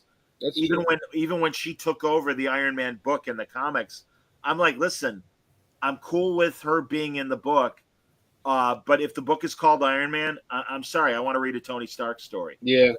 And I think it's good to introduce her in Wakanda Forever and whatever, but I don't know about her fronting a series. I have a bad feeling it's not going to do well. But. So here's the thing. The other thing, Wayne, you can fact check this. After Fantastic Four, we got Doomsday coming out next May. Right. The big movie with Downey Jr. Right. Then we don't have any movies until Secret Wars the following year in 2027. And I told Wayne he would have the night off for being an ombudsman. No, but how Marvel does at least two or three movies a year. But I'm like, after all this nonsense, first they had the COVID, then they had the writer's strike. Now they're finally back making movies, but they're going to take a year off in between pictures here. What are we doing? I don't know. Okay, 1 minute. Ironheart, June 24th. Fantastic Four, July 25th. Eyes of Wakanda, August 6th on Disney Plus. Marvel Zombie. Oh, I think it's a cartoon. I don't think it's. Yes. Yeah. It looks like that. October 2025 on Disney Plus, Marvel Zombies. That's animated. That's animated. Yeah. Disney Plus, Wonder Man, December 25th. Wonder Man, yeah. 2025. Right. Yeah. Also a TV show. Yeah, and then Daredevil comes back, which is a TV. March. Doesn't list the Daredevil. It says Doomsday, May 1st, 2026. Secret Wars is May 7th, 2027. Right. Blade to be announced. They got Spider-Man. Somebody just posted. That's true. Spider-Man's coming out next July. So there is one kind of Marvel Sony thing. Well, Mitch, don't you think they gotta slow down? Because truly, I understood during COVID and especially introducing Disney XD, gotta have the shiny thing. Don't forget about it. Don't forget about us. But I think they paid for it because a lot of those movies and television shows weren't that good. Pretty much. Some were, or a couple were, but now. I agree with you. I don't think they need to have 5 movies a year, but I'm just understanding the business side. Disney must be like, hey, we got to keep making the junk out there because we got to get those subscribers. We got to keep people paying the money and going to the movies. I'm talking to Guggenheim this coming week with Kari Andrews because they're going to do a Spider-Man Wolverine comic for Marvel.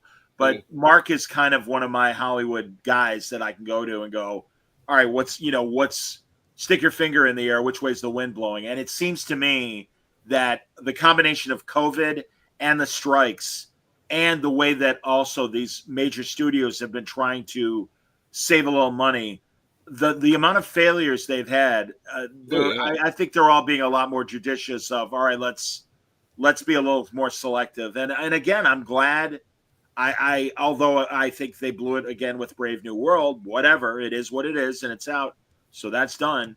But no, I'm glad, and truly, Thunderbolts felt like it was less politics ahead of plot and character and story, and we actually had guys that were effective, and yes, the bad guy was a guy, but it's okay, and I just didn't feel like I was being hit with, girl boss and, all guys suck, as I felt some of the more recent both Star Wars and Marvel things have been.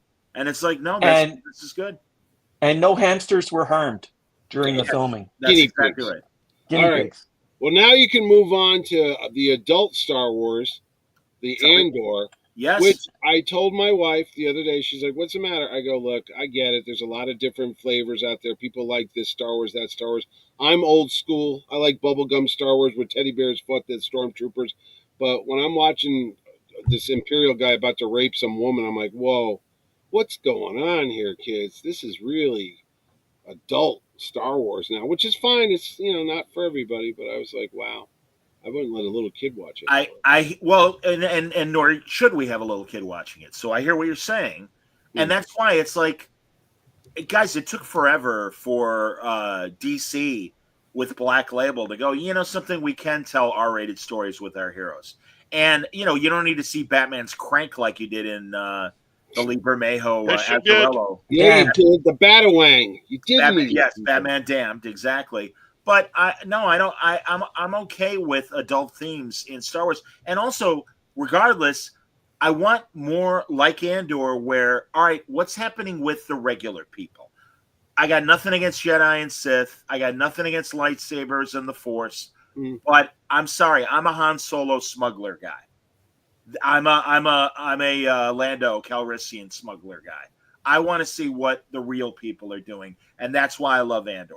And it's like, and truly, I like it. I like the pacing. That first episode where Diego Luna is stealing the TIE fighter was great. It's outstanding. That opening sequence had me hooked. And then they said, oh, by the way, there's 3 episodes on tonight for 3 hours or whatever it was. I oh my, that was a lot. Because I tried to watch it all in the first night because you don't want to miss anything. Because I'm like, this was great. And then I'm like, it was okay. And then at the end, it kind of picked up again when it came back to the farm planet and they had the big fight. But the second time they did it, the following week, another 3 episodes. I got to admit, I fell asleep, and I had to watch it the next night because I was like, "It's too much." Yeah, I only watched episode 4 because I fell asleep and I had to watch it the next day. Yeah, I broke them up myself. I broke them up as well. Yet. It started getting too political, and they're talking about trade tariffs with China. I'm like, whoa, this is my world. What's happening here? Where's the blasters? Where's the but again, we want to see how things went bad.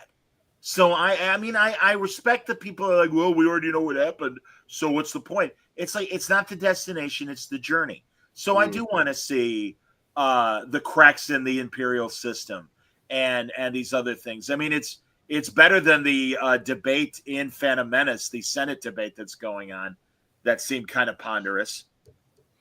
I don't know, I like it.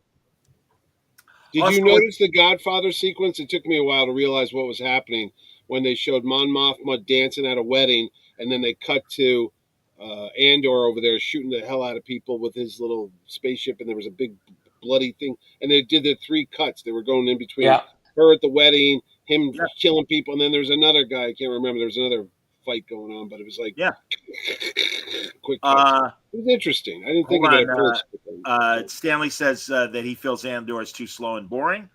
That's fine. I respect that. Let's see here.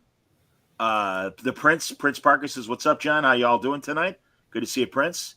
And Prince also says, I hated that Senate debate as a child for the Oh my God, yeah. Well, I remember that when they made fun of it. That was cool. But that was cool because you look at it and you're like, oh, the ETs are down there. And, they do that. You know, like all the different aliens. That's true. No, I agree. Yeah, but you could take a pee during a lot of that and come back and not miss anything. Like, did I miss anything? No, they're talking still. Okay. What'd you think of Benjamin Bratt replacing Jimmy Smits? Did a double take at first. I go, wait, what happened to that? That's not the guy. And then I'm like, wait a minute. Wasn't he on NYPD Blue? Yes, but so was the other guy that was Bail Organa, which was Jimmy Smits. And I was like, whatever. I don't know what happened. Maybe they didn't think we'd notice, but we did. Oh no! I mean, and Filoni or not Filoni, whoever's Gilroy, showrunning Andor, Gilroy. That's right. He's like, hey man, we really tried. He goes, we busted our ass to make it convenient for Jimmy Smits, and he goes, he just had conflicting gigs, and we had to get it done. And it's like, okay, well, what are you gonna do? I mean, it's a shame, but you know, at least they got another A-list actor to replace Smits. Yeah, you know? yeah. So that's cool. I'm all right. I was okay with it. You They know. could have CGI'd him, and then everyone would be complaining about that. Yeah. Yeah, and Chemdog, you're right. It wasn't NYPD Blue. It was Law and Order. They were on some show. I'm sorry. But close enough. Same thing. They were both cops, though. So Richard Belzer was on all of them. I don't know what happened there. Well, he was on the Richard Belzer. Belzer, yeah. Belzer, he's gone. He holds the record for the most cameos or appearances as the character, as the same character, across all different TV shows. Yes, and Richard Belzer is one of the few individuals on the planet that I bumped into physically 4 times over 20 years until the last time we did it, and I said, "Listen, this is the 4th time we've bumped into each other," and he goes, "Will you stop doing that?" I go, "Okay," and that's the only thing. 1985, I'm crossing the street by the Metropolitan Museum of Art. I slammed into this tall, skinny fella. He goes to the ground. I pick him up. It was Richard Belzer. I go, "Oh my God, Belzer!" You almost killed him. Oh my God! He was a radio guy then. It was called Brink and Belzer. They were on WNBC back here before Imus and Howard Stern. So I knew him from that. Plus, he's from Bridgeport, Connecticut, which is over here. Then a couple years later, I was in New York again. Slammed into a guy at Grand Central. It was Belzer. I'm like, this is insane. Went to a picnic, Robert Kennedy's place. We don't talk about that. There he is, Belzer again. And then the last time, it was in 2008, I think it was. And I said, "Listen, Belzer, this is nuts. I have physically bumped into you 4 times now." And he was with Larry David. And they both looked, they said, "Really? That's true?" I said, "Yes. What's going on? We're like magnets." And he goes, "Well, just stop doing it." And I never saw him again, and he passed away. Did you? I was the whale. Did you meet Mrs. Belzer, Hallie or Hallie something? I didn't know he was married. Oh my God, did he hit the lottery? Did he? For people who might remember the early '80s Cinemax movies, Young Lady Chatterley, ladies and gentlemen. Emmanuel, he married her?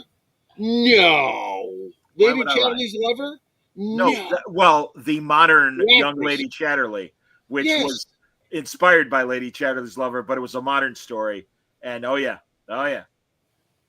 And he used to make fun of it all the time. He's like, "Yeah, you might know my wife from movies like Suck My," and he would never finish the sentence. Really? I had no idea. I remember when Hulk Hogan was a jackass, and he put him in that sleeper hold on live TV, and he dropped him, and he split his head open right there, and blood was coming out. He had to get like 15 stitches.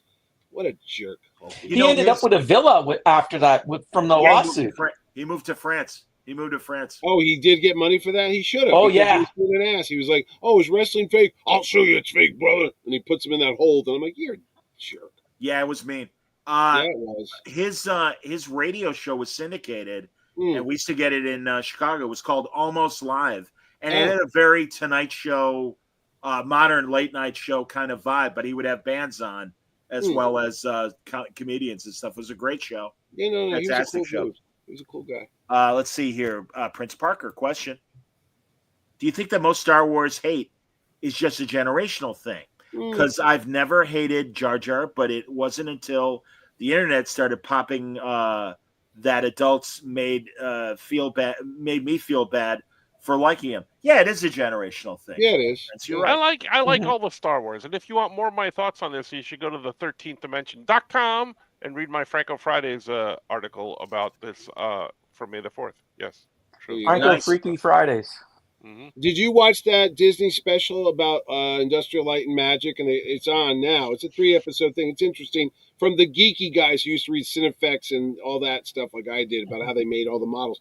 But they show you the making of the prequels, George Lucas's time when he was directing it. But they had a great interview with Ahmed Best, who played Jar Jar Binks. And he talks about all this hate that this fellow is talking about, Prince Parker's talking about. But so much so that he talks about this scary incident where he's on the Brooklyn Bridge about to off himself because he said, "I'm going to show all you people, this is what you drove me to. Your letters, your hate, you're cursing me out, wishing me I was gone. I'm gonna do it, and he almost killed himself, and then he stops, and then he Right. goes, "Oh my God, what am I doing out here?" And he got so scared, he was like holding on to the pole, and he climbed back down. He's like, because then he knew he didn't want to die because he was so afraid of him doing it. But the fact that he said he was driven to that, then he realized, what's happening? This is crazy. This is just a movie. Well, the same thing they did to Rose. That's what I was going to say. Oh, the Yes, actress? Yeah. In the sequels. And the same with the woman from the Obi-Wan series. Yeah. You know, and again, I absolutely feel for these actors. Of course we do. Of the little course boy we do. too. I met But him. by the same token, and it's not their. It's not the. It's ne- guys. How many times do I say it? It is never the actor's fault. It is the writers. It is the directors. It's whoever told the Jar Jar actor, no, why don't you do it in this voice?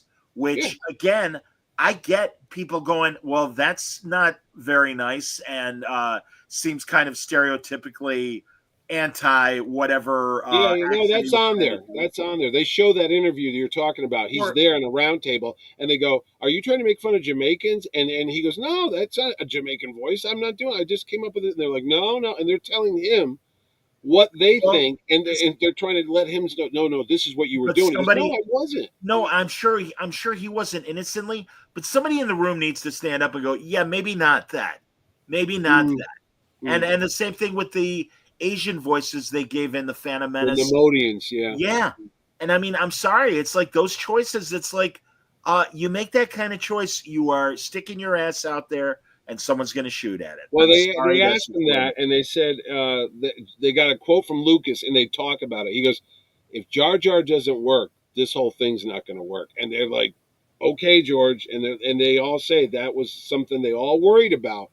And then when they saw the first draft or the first cut of the movie, the lights come up and they have it all there in camera, and they're all just like, huh, how can we fix this? Because they knew they had some problems with that first movie. They were like, this is not well, and you saw the way they toned Jar Jar down. And each movie, they got less and less. Phantom Menace is, I mean, I don't think it was rated G, but obviously this was a Y7 movie. This was intended for little kids to see Jake Lloyd being Anakin and being the hero of the movie. It's like it was the never-ending story as Star Wars. Yes. And there's nothing wrong with that other than they should have been a little bit smarter with marketing, but they wanted every Star Wars fan to go. It had been decades, or it had been over a decade since the last movie. Yep. So there was all this excitement, and we got this G-rated Disney Star Wars movie that sucked. It's too bad. And then they did the course correction, and they tried to do the fan please everything. Oh, the bounty hunter is going to be Jango Fett, Boba Fett's clone, or whatever the hell it is. Right. And look, the stormtroopers, and look, we got all this battle, and they went overboard trying to get it all back in one movie. And it was like, whoa, what's happening here? I mean, honestly, of the prequels, I do think Revenge of the Sith is a movie that I don't mind watching again. Yeah. And I haven't seen what's the second one called? Attack of the Clones. Yeah, it is Attack of the Clones. Okay. You know, I got to admit, I haven't gone back to it because a lot of the Master, and the Padme Anakin scenes are a little annoying. Yeah. But yeah, I mean, I'm not filled with unlike my Star Wars or my Star Trek frustrations. But when it comes to the sequels now, the Rey movies, there's a lot wrong there. And again, I really hope that until they start shooting the Rey sequel. Good luck, everybody, because I really think you're done with the Rey story. Please move on. It's time for new characters. Well, they have. I was going to say, what'd you think of the announcements? Because the next year they got Grogu and the Mandalorian and Sigourney Weaver's in that one, so that's going to be fun because those movies are good. Yeah, that's 2026, 2027. You got Sean Levy, who did Deadpool and Wolverine and Nights in the Museum and all that. He's got Ryan Gosling doing some type of thing called Starfighter, which that was a video game, so I don't know if it's based on the video game. No, it was the movie and a video game. The Last Starfighter, of course. No, it's not that. Oh, is there a Star Wars Starfighter video? Yeah, there was a Star Wars. Yeah. I didn't know that. I did not know that. Yeah. And then I think the Rey movie comes out in 2028, which is like, that'll be what, 10, 15 years after, 13 years after her movie came out. So I don't know, man. I'm excited. And then I heard the Patty Jenkins movie's coming back out. The Rogue Squadron about the fighter pilots. I heard that's been greenlit again. I don't know if that's true. I hope so. That could have been fun. Just having like a bunch of Baba Black Sheep stories. Wayne, did you watch the new animated show yet? Yes, I've watched all of it. Oh, did they have the whole season? Yeah, all 6 episodes are up. Yeah, Tales of the Underworld. I saw that today. How is it? I like the stories with Asajj Ventress more than I like the Cade Bane, because I don't know, the Cade Bane just felt like High Noon, and I've seen that story over and over. I like the redemption aspect of what Ventress went through. Okay. I know you have sometimes issues with, why is it another Jedi thing? But I just like how they were dealing with the Jedi are being hunted, and that she's trying to redeem herself. Like she had a chance. I don't want to spoil it. For her to come back, she has to redeem herself, and she had a choice at the beginning of it. And the choice that she took was to come back to redeem herself after being Dooku's assassin through the Clone Wars and the last time we really saw her was in Bad Batch. So that's why I really wanted to see this, because the last time I saw her was in Bad Batch, and that was a great episode that she was in. So where is this in the saga? So it's after the Clone Wars, obviously. It's after the Clone Wars. It would be. Is it before New Hope? Yes, because they're still hunting Jedis and they haven't been really extinguished yet. Yeah. Okay. So it'd be before New Hope. And before Revenge of the Sith, when. Oh, yes. No, it'd be after Revenge of the Sith, because Order 66 has been. It's after Revenge of the Sith, but before A New Hope. Okay. It's taking place in between that period. Her story is taking place in between that time. Prince asks a question. Well, first of all, he says he was born in 1991.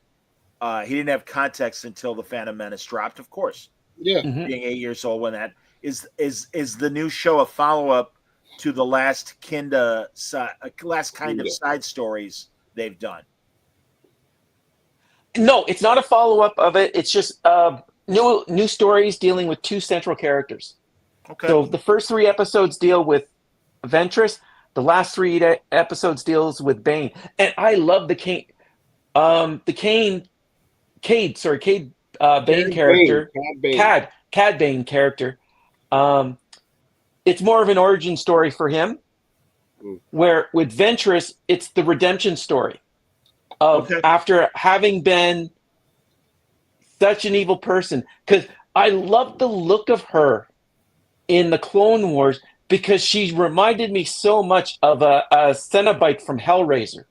The way that they designed the character's look was just so beautiful, and how she fought was. Yeah. She was a really good character.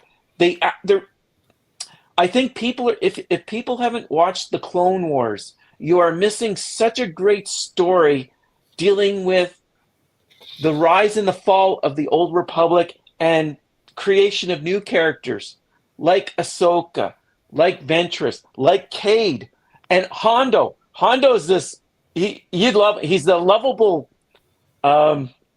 He's like a Han Solo character. He's just a lovable guy that you really can't trust. But you never know if he's going to be on your side or not. But it's great. And I think those all the Clone Wars stories, I think, could make up for everybody's hatred of the sequels, because it really fleshes out the characterizations. And I've always said the Jedis are such dicks and have no regard to the clones, except for Yoda, and maybe not even Obi-Wan has a real. He might have a friendship with Commander Cody, but it's not like Yoda, where there's the one episode where he talks about them saying, "No, you guys are all different," and he talks about their eyes and how they are. Yoda is the only one that doesn't treat him like cannon fodder. Yeah. But the rest of the Jedis do. That they're just expendable. Oh, yeah, absolutely. And that's and you can see why people had a mistrust of the Jedis, basically watching how they treated the clones, watching how they progressed. You can see how people without force, that were not force sensitive, could turn against them quite easily. That's true. But yeah, and again, like what Mitch is wearing right now. Mitch is wearing Ventress a is part of the Maul Night mask Sisters. again, forgive me. Mitch is wearing a Darth Maul mask for the audio audience. I'm sorry, Wayne. Continue. Ventress is part of the Night Sisters. That Night Sister storyline is really good.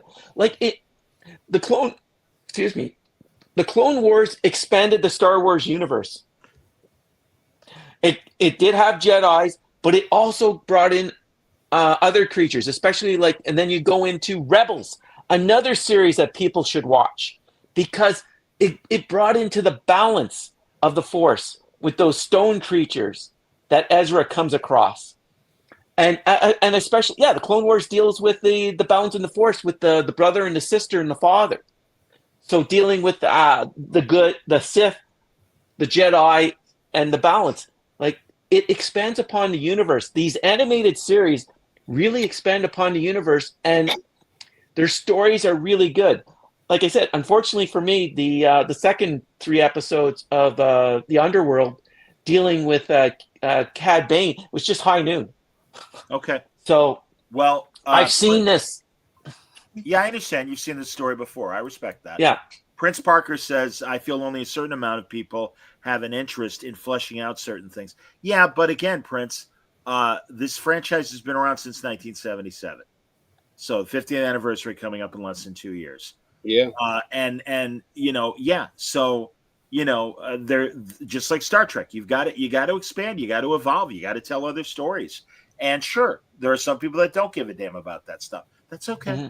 That's all right. But obviously they're making enough money that they are continuing these other stories. Just make them good. That's all. Again, it could be a female lead. It could be a non-binary lead. It's fine. But just you still got to write a good story. And if you're not writing a good story, then we're SOL. What I wish had happened, and it's funny, I saw Ron Moore being interviewed by Katie Sackhoff on her interview show, and he talked about that TV series we never got from Lucas. Remember when he said, I'm going to retire, I'm going to make a Star Wars TV series, we're going to make it.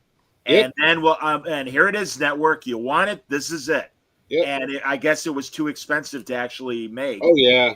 It was crazy. All the scripts were written and everything, and they were like, it was like 40 episodes. It was great. Yes. But they were like, we can't make this, because it was literally like, 10 million an episode or something crazy. Maybe. Well, honestly, Mitch, what I wish they would do in that case, make an audio drama. And I think you can. The way I look at it, if it was coming from him and he was overseeing it, and I know people like, that's not real Star Wars. To me, if that's the guy who created Star Wars and he's overseeing it, that is the real Star Wars from the guy who had the original vision. All this other stuff is great that we watch, but I always kind of go back to Lucas. Like, what would Lucas have done? It's like J.R.R. Tolkien. They had Tolkien stuff, Lord of the Rings, The Hobbit. Then there's these spin-offs that they do on, Amazon or something. They go, yeah, but those are based on kind of like rough drafts, and they kind of expanded it. And Dune, there's another one that Frank Herbert, and then the son went and wrote other stories with it. I'm like, okay, it is what it is, guys, but the guy that came up with it is kind of like the source. He knows what's going to happen to the Vader and all that stuff. Well, he's got the truest voice. He has the truest voice. Like, if they made Twin Peaks tomorrow and David Lynch is gone, it'll never be Twin Peaks. It'll be a close facsimile. But since David Lynch isn't really there to oversee it all, it's just a watered-down version of it. The comedian Dana Gould on his podcast, especially since Lynch passed away, has been, the last couple episodes, has been doing a very serious dive on Lynch's whole career and really into Twin Peaks. And it was very interesting because he's a dyed in the blue Twin Peaks fan. Gabe Hardman is like that too. And I know that when they made the Showtime series, people were disappointed, but also how much they loved the first season of Twin Peaks. The second season kind of got out of the, when ABC, the network got involved. That's the problem. Also Fire Walk with Me is such a brutal movie.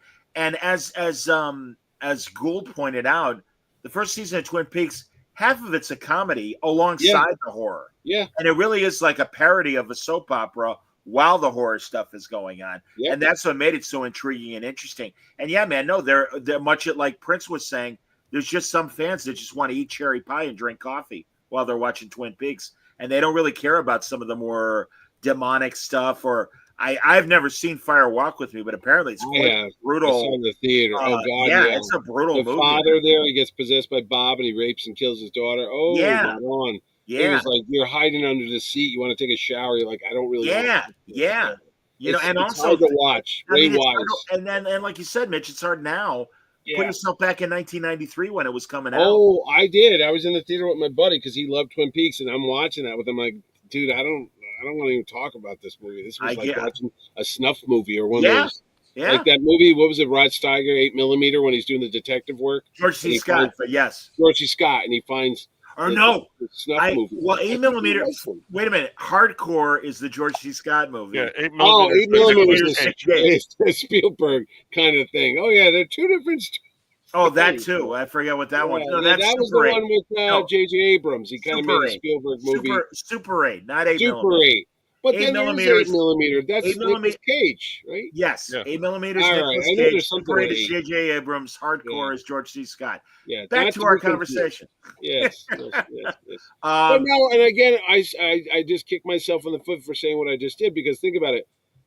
Gene Roddenberry, Star Trek only got better when that SOB left the damn Next Generation and they walked him off the lot because he was getting nutty with this. Yeah, but let's do this and let's do that. And like, no, this is well, I'll argue that it got even better with the films because he had such control over the first movie. Yeah. And then he wanted even more control over the second movie. And that's when they kind of escorted him off and said, okay, you're done give now. Him some money, give him the suitcase producer money and get him the hell out of here. Because we wanted Star Trek 2 to be time travel and Spock was going to kill Kennedy and it was that storyline. They're like, what are you doing? No, we're not doing that. Yeah, but again, Roddenberry, it was a 1960s idea. He was the right guy at that moment. Sometimes an idea only, the idea of Star Trek continued, but it had to evolve. And Roddenberry hadn't evolved. And that's what are you going to do? He was a product of his generation. For better and Rick Berman and those guys came in and Nicholas Meyer and what's the producer's name? Harv Bennett. Harv Bennett. And they saved Trek, honestly. Yes, they did. Of course they did. Yeah. No, they absolutely did. All right, I got to ask about, and it's okay if you guys haven't kept up with it, but we're in the midst of the second season of Doctor Who, and Wayne and I have been talking about it off the air. And guys, I am rooting for Ncuti Gatwa. It's better than it was in the first season to me, but Wayne and I were talking about it. I don't know, man. There's something, and maybe it's not hitting. It's not hitting. Like, although I started watching it because I forgot that it had come back, and you told me, so I watched it, and I watched the first 3 episodes of. I watched Doctor Who. And then I watched the first 3 episodes of Andor, and I'm like, wait a minute. That actress that takes the guy away in the end of the 3rd episode, where they're that's the new companion. Yeah, and I hadn't made that connection. I'm like, wait a minute, she's in both. Really? Yeah. So, but yeah, it's not hitting for me. I don't know what it is. It's and just, Russell Davies is still producing it. He is still producing it. Yeah. Yeah. Well, and Mitch, they haven't greenlit season. Disney has not greenlit season 3 yet. Well, so they haven't hold on. They haven't even started rolling cameras. I don't know if they have scripts, but like if Disney decides to stick with it, and also there's rumors that Ncuti Gatwa wants to be done and move to Hollywood and start making movies because he's a beautiful man and he's in the prime of his career. And it's like, all right, well, if this isn't working, then get me out of here. And I don't blame them, but Wayne, give me your thoughts, Wayne.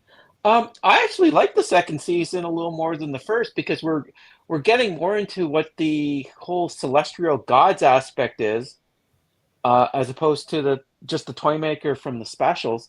We're seeing more about the next door neighbor that was introduced in the first season. The old lady, she's really has a bigger role in this season.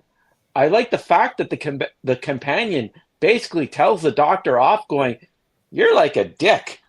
And I like that because he is. He lies because he said to the one person, "Yes, you'll be coming with me on these wonderful adventures," and unfortunately, she's not available to go with him on any further adventures. And she goes, You tell that to everybody. And I like that from her because she tells the truth. The Doctor is sometimes like the Jedi. He can be such a dick. And I don't know. I'm really enjoying this season. And especially the 4th episode is really cool because we go back to Ruby Tuesday. Oh. But it's just, I don't know. I'm really liking the change in scenes, the different stories. I don't know. This season, I'm gelling better with this season than last season. For me, I'm really enjoying it. Well, that's fine. That's valid. Of course, that's valid. But I think, and it's really sad because especially, there's not much time left. But I really feel like we really don't know who this version of the Doctor is, other than what he did in the Tennant specials, and that he was the happier Doctor and stuff. But also, for being the happier Doctor, he's very melancholy himself. He's almost like a male Michael Burnham because he's always crying.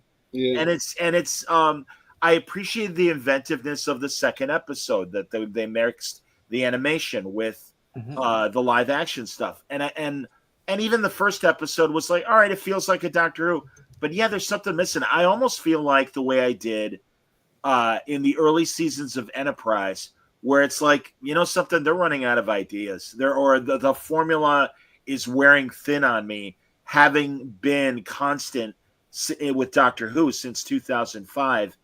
Maybe the show does need to, I don't think it needs to go away completely, but maybe it does need a rest and we need new creatives. And even Russell Davies. Yeah. I don't know. The Doctor Who needs a better connection with the audience, because as someone who's going back and is catching up on the Tennant and the Capaldi and the Matt episodes, and now I'm into the Jodie Whittaker episodes, and I'm about to start the last season. I just don't have a connection with her. I don't have a connection with her. I had such a great connection with Tennant. I love those episodes, and then when Matt comes in, Matt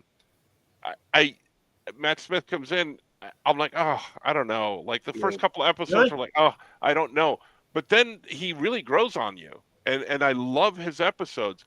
And then Capaldi comes in, and I'm like, oh, I don't know about this, because every change is going to get you. But I even liked him enough. I like Capaldi. Yeah, I liked him enough. I don't have a connection with Jodie Whittaker, and I'm about to start the last season with her. I don't have a connection with this Doctor either. Shooty Gatwick. Yeah, the first season didn't do anything to establish that connection with the audience, and I think that's what's missing and what's carried over. I respect Wayne that he likes this second season, but I just think it's more of the same because I don't have that connection at all with them. To echo what Franco's saying, if you go through the history of Who, same thing happened after Tom Baker left. We enjoyed Peter Davison, but Colin Baker, people hated Colin Baker, and I think after the hatred of Colin Baker, like people disassociated themselves from Doctor Who because Sylvester McCoy I think he had a couple of good episodes, but I think by then the series ran its course. It's like everything else. John and I were talking about this. It's like farming. Every so often, you have to let your field field go to seed. Let the ground go to I think it's furrow. And then you rotate the crops out. Yeah. And then you rotate the crops later. I think with Doctor Who, it's now reached that point where it needs to go away, needs to rest, and come back refreshed like they did back in 2005. Sure. It's time to go away. You know what I was going to say? For somebody who used to watch it from the local reruns here on Channel 9 to the PBS in the 80s, I even told you how a loser to me was on my prom night watching the giant robot episode with Tom Baker instead of being at the prom.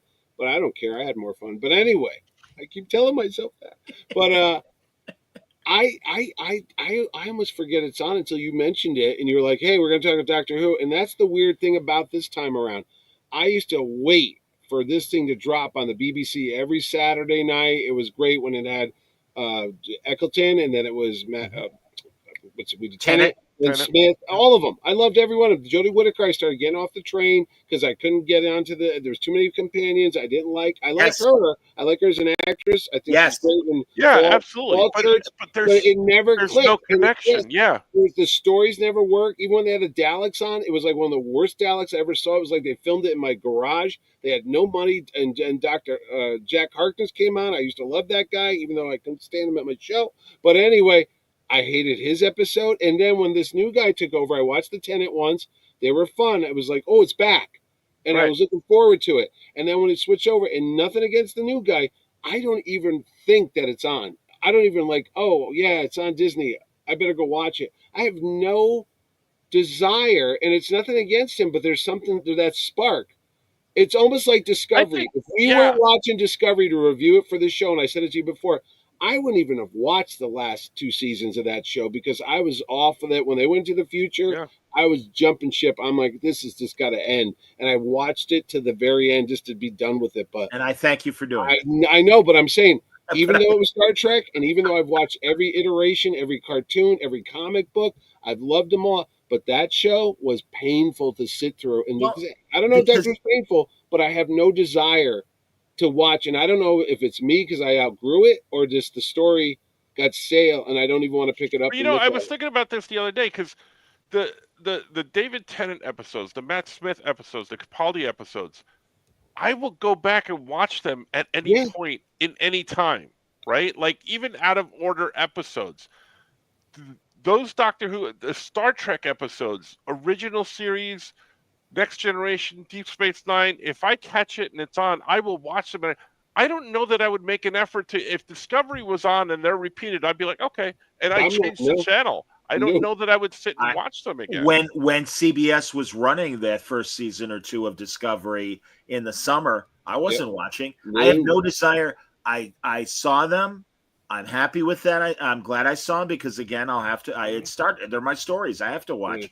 I never rewatchability, and that's what I keep saying to even some of the people that were a little more charitable about it. And Doctor Who the same way. And again, guys, it's the writing. Yeah. And it's the choices they made. I never really thought about it, but someone was pointing out regarding Jodie Whittaker on Doctor Who.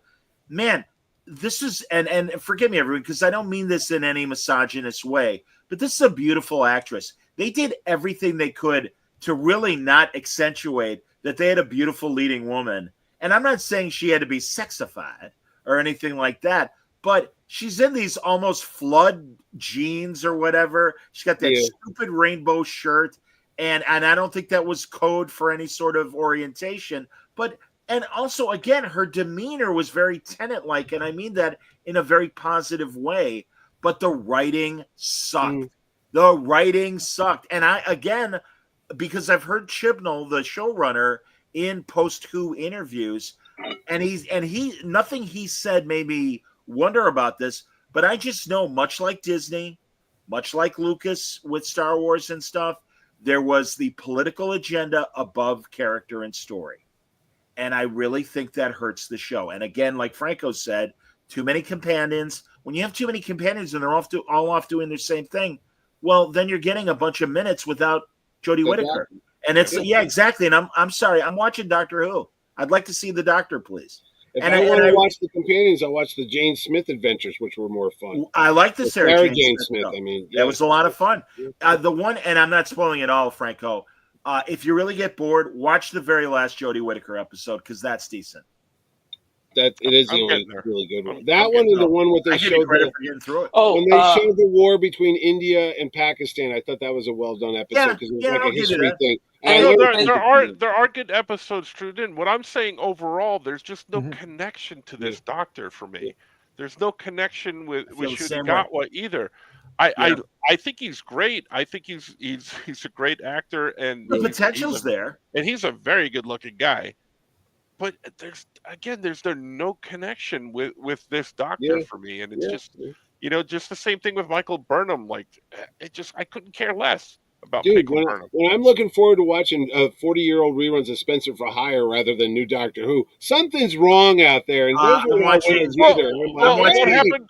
I'm watching 60-year-old reruns of Wild Wild West. I know, that's what I'm saying. Something's weird because you got all this money on these new TV shows, and you end up being more comfortable watching an old show that you already know. That's what I'm saying. What happens? What happens when we're in the middle of Discovery and they bring in Pike, and we're all excited about Pike, and then when Strange New World starts, I would rewatch those episodes anytime. Oh, yeah. But I'm not going to watch the Discovery stuff. Nope. Well, we'll see about season 3, guys. I was talking about when it first came in. Oh no, and I hear what you're saying. I know. That's the only reason why I watched them was because Pike was on it, because I couldn't stand anybody on that. Canadian Yoko Chips asked me because and this is really part of the discussion, guys. Skydance, is trying to buy Paramount. Yeah. The Trump administration is slow walking it because they're angry at Paramount and CBS. Whatever. Without getting into the politics of that, Canadian Yoko Chips, Blaine Dowler, texted me and he goes, "Do you think we'll get a season?" He's like, "Well, we're going to have season 3 of Strange New Worlds. They've already shot or are shooting season 4 now.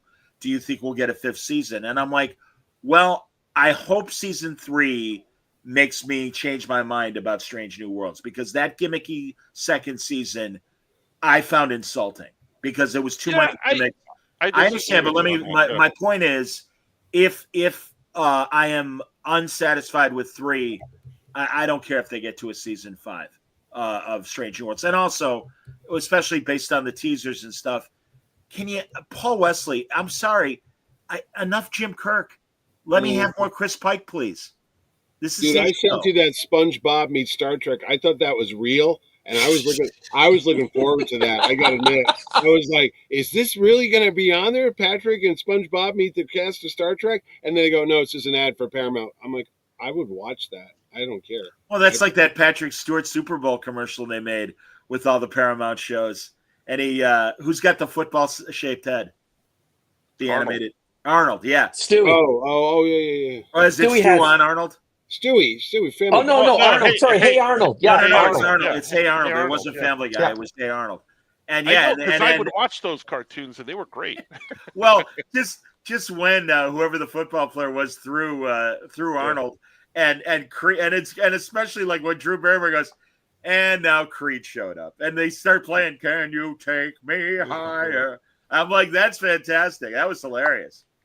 So, I don't know what's the deal with the new Doctor. Now I'm going to go watch it because I feel bad that I haven't. No, I'm going to watch it. I'm catching up as well, man. What are they on now? He's in 5 or 6? How many episodes is it? 4. 3?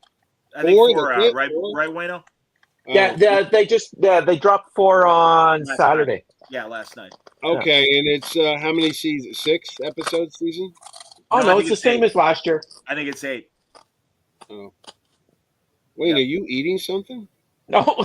It sounds like potato chips. A pencil. But here's the weird thing. Disney, because I dropped Paramount Plus because after 1923, and then they said Trek's not on until like August or July. I go, there's no need for me to keep this because I'm not watching anything. So I saved my $6 a month.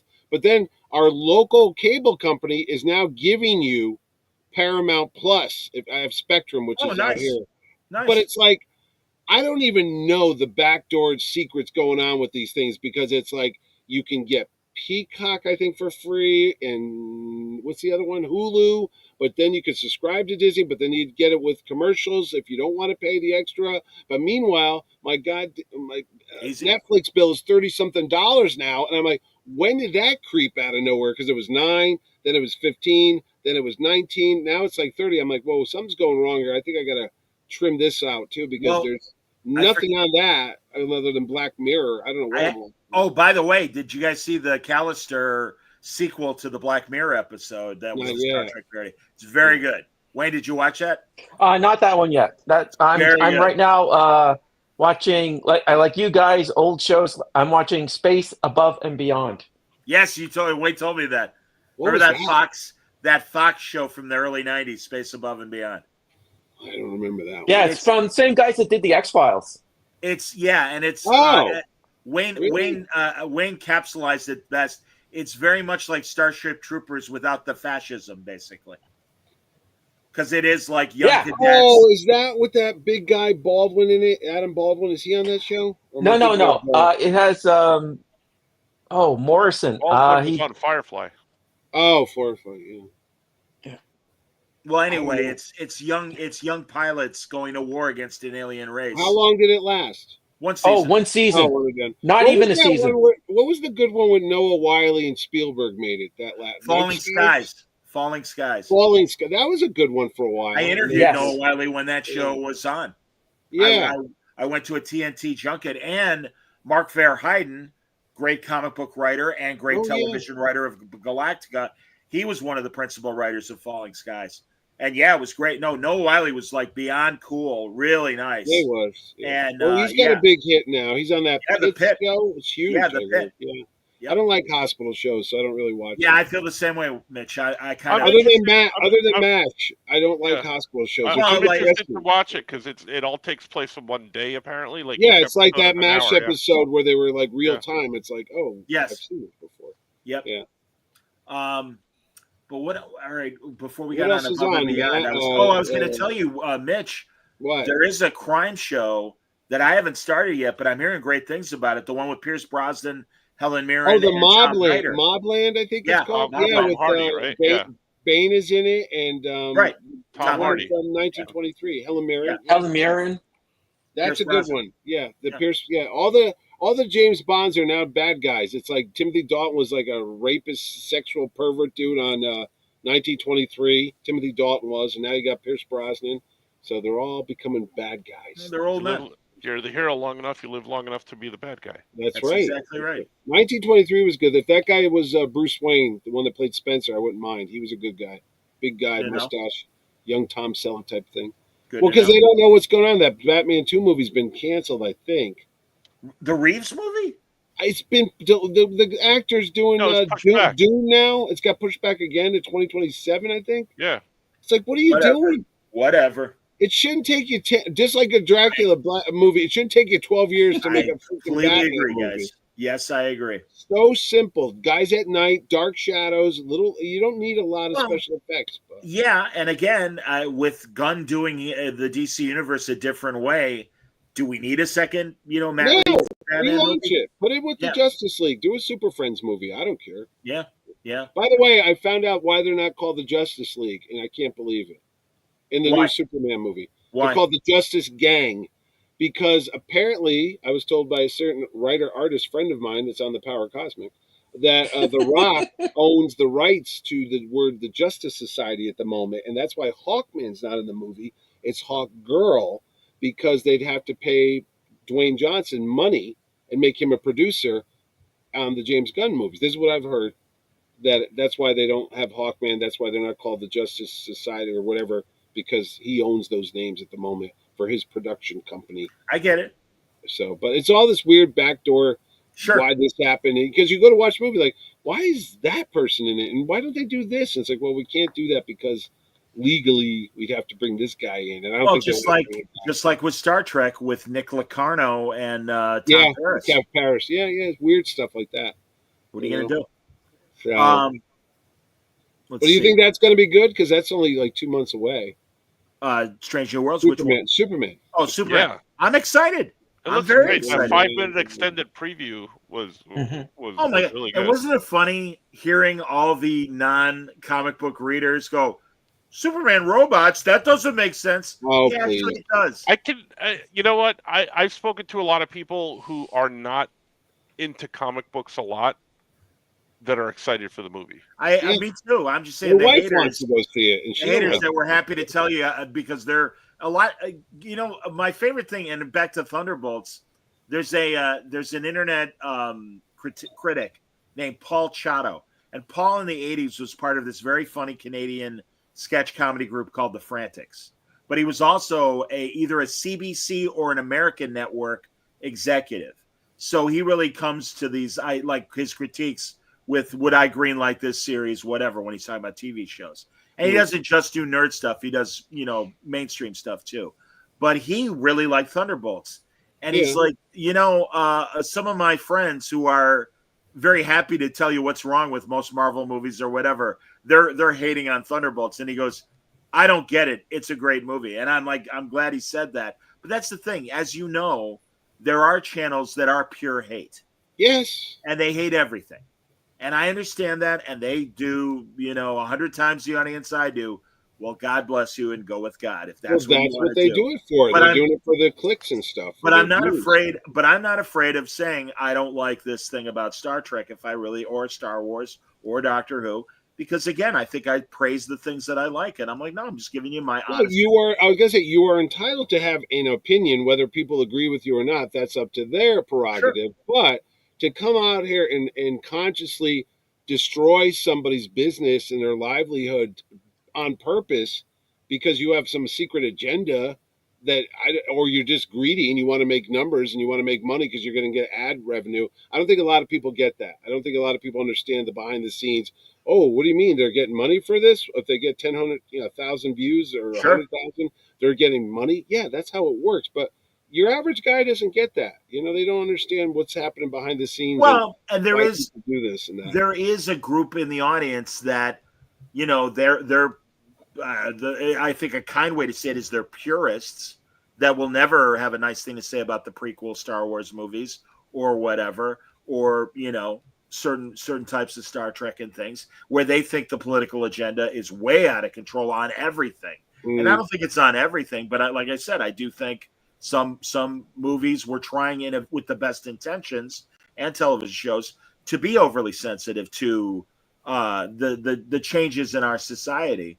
And there's nothing wrong with that. But again, you still need a good story. That's all we're asking for. Give me a good story. And if you don't have it, then you're wasting our time. Where were those people in the 70s, pre-internet? Where did they exist? Where did you find them? Were they just the grumpy guys in the comic book shop and the comic convention? I guess. I mean, again, before social media, I didn't know where, I didn't. Occasionally you would hear or read a disgruntled fan letter in, Amazing Heroes, or pretty much not on the Marvel letter pages and stuff. They might get critical, but they weren't like, I hate this and you guys suck or anything like that. I disagree with Stanley. Stanley says Thunderbolts is okay, but forgettable like Captain America 4. Again, as we just said, it's his opinion and he's entitled to it. What's funny? I saw Colin Jost in concert a week or two ago. He did a comedy show, him and all the SNL guys. And he had a funny bit. No, it wasn't him. I can't think of the Hispanic. Marcelo? Marcelo. Yeah. The younger guy. He comes out and he says something about how, everyone's identified with this, identified with that. He goes, the funny thing is, it's not like they just appeared when somebody suddenly said, now we're going to recognize these people. They were always here throughout history. You just didn't hear about it. And I'm like, it's one of those weird concepts. You go, oh, yeah. It's not like yet, last week suddenly we discovered that there was, all this group and that group and this group. It's just that suddenly, and that's what I was thinking when you said negativity. They were probably always there. You just didn't have a channel or a venue that they could come on and just spew constant hate. Well, it's like, I bet they were there, but you just didn't know about it. When they announced, before we saw the first trailer, when they announced Michael Keaton was going to be Batman. Yeah. And Michael Keaton talks about it all the time. Because when he's being interviewed, it's like, man, you're sure lucky there wasn't an internet back then. Yeah, Robert Will said that. Yeah, but he said, don't kid yourself. I heard it. He goes, those negative people, they were out there. They were making their points made. Absolutely, man. I heard it in comic book shops. I remember getting my comic stores, and people go, "Oh, you kidding me? Mr. Mom's Batman. Mr. Mom's going to be Batman." Absolutely, man. No, definitely. Well, and for what Marcello said, that reminded me, and I never really thought about it. And again, this is a show that was on the air 50 years ago, but talking about Westerns, the High Chaparral really leaned on the Hispanic characters that were part of the story. And yes, they were always there, and maybe on an occasional Gunsmoke, but finally you had a series that actually had regular actors that were playing these Hispanic characters because they were part of the Old West story too. And thank God they did do that, So, all right, nothing. I don't know. It's just one of these things when I see these channels too. I watch a lot of these YouTube shows because you're like, oh, I'm interested. What's this guy's review of the movie? And maybe I'll agree with it. I do watch a lot of them. And then sometimes I just go, I think this guy's got something else going on here. Well, that's what I mean. Yeah, man, because there are. And I'm not even going to dignify them by giving their names. But it's like your agenda is more important than your honest opinion. And that's it. that is really. Dude, there was a comic book thing, not even talking about TV and movies, but the world of comic collectors and speculators and all that. There was a guy I used to watch, and this book's going to be worth $1,000 next week, and everybody, and they were just like the odds makers when we watched a sporting event. They're going to go all the way. Well, they got this writing team, and this is going to be the hottest thing, and I'm saying this, speculators, And then there was one guy who was just like them. He was doing it, but then one day he shifted the whole format of his show, where he then began to attack those guys that were doing that. And his ratings went from like 4,000 views, 5,000 views, 30,000, 100,000. And then for a brief period of time, this guy was getting 100,000 views on his shows, making fun of the other guys. And it was just a mudslinging contest, like right in front of your face.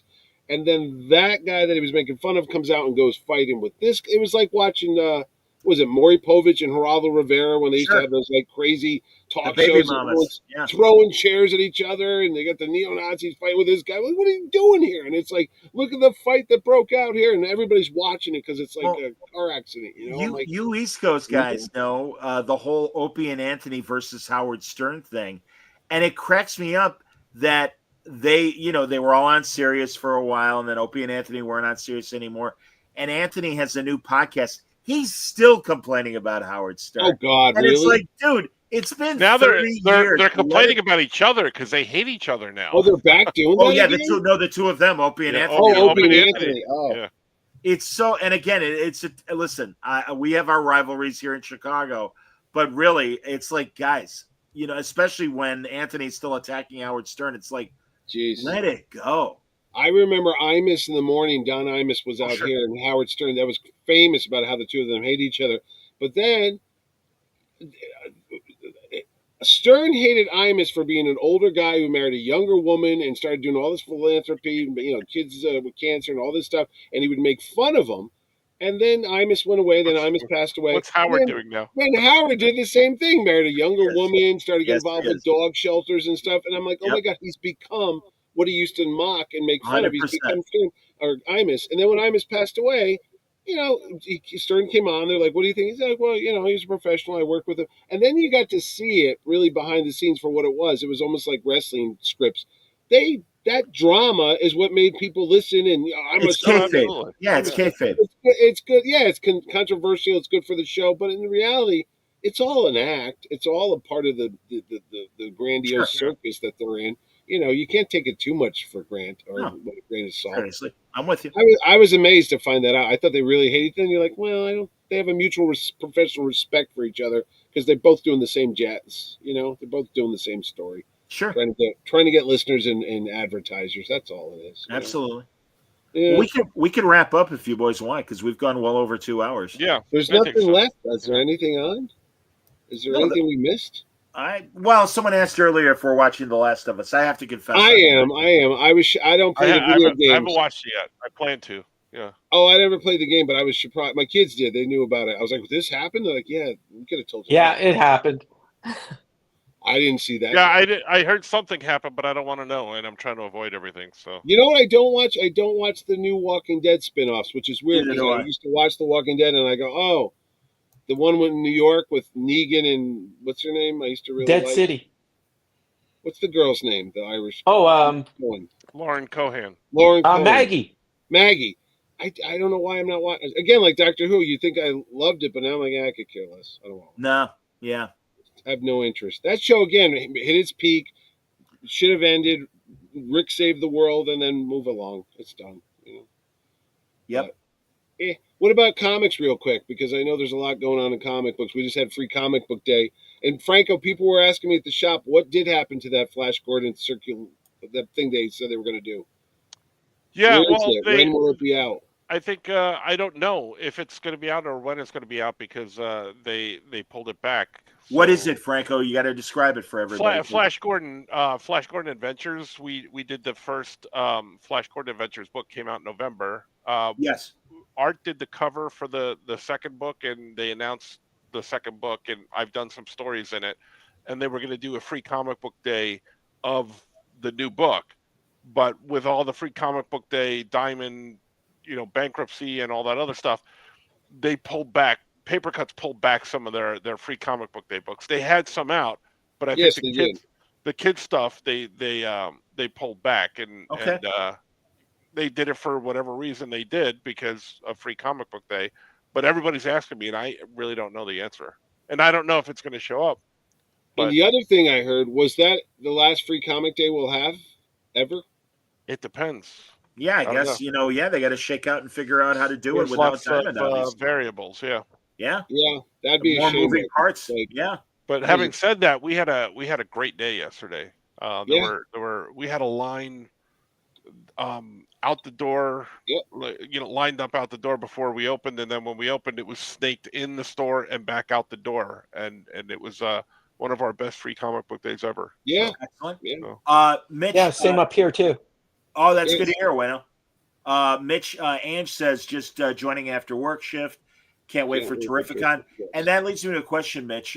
Somebody had asked me, I think not live on the chat, but a comment after one of my episodes, and said, hey, make sure you introduce, or that next time at Terrificon that they're there, make sure you introduce Mitch to Charles Soule.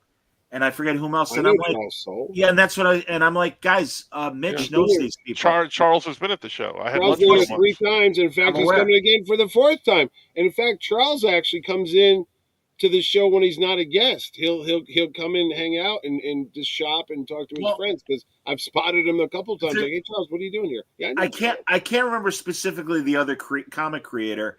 And I was trying to explain to the person, I'm like, well, first of all, these people. Yeah, well, that's what I said. I'm like, first of all, Mitch, and I'm just saying this for the purposes of the show and to promote Terrificon, coming what weekend, Mitch? That would be August 8th to the 10th, Johnny. 3 months from this week, I think. Yes, indeed, at Mohegan Sun Casino. Absolutely. Yeah, I'll be there. Franco will be there. Mitch will be there. But my point is, I'm like, first of all, Mitch invites these people directly. That's right. I don't believe he doesn't know these people. And thirdly, I go, Mitch is like a juggler spinning plates at Terrificon. I'm thrilled that whatever amount of time I do see Mitch at the show, but I know if he's not talking to me, he might be in the autograph section. He might be in the vendor section. He might be dealing with a problem in the green room. Oh, yeah. So, exactly. So, Mitch, again, problems at the show? Never. No. Exactly. Well, no, and that's the great thing, man. You take it seriously. You're hands-on. And that's the great thing about I will tell you the time and place that you could see Mitch and talk to him in a calm, cool manner. And then it's at 3 a.m. having milkshakes out at the casino. At Johnny Rockets or whatever. Gets me, yeah.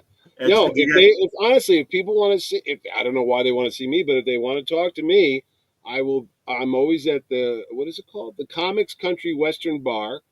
I don't like country music. I don't own a goddamn country record at all, unless you count Kenny Rogers, the Gambler, and the Coward of the County. That counted. But I go to that bar, and I see the people ride the bull. It's like Stephanie Phillips, who will be at Terrificon. Stephanie Phillips, yes, and she gets thrown off of it. And actually, she didn't.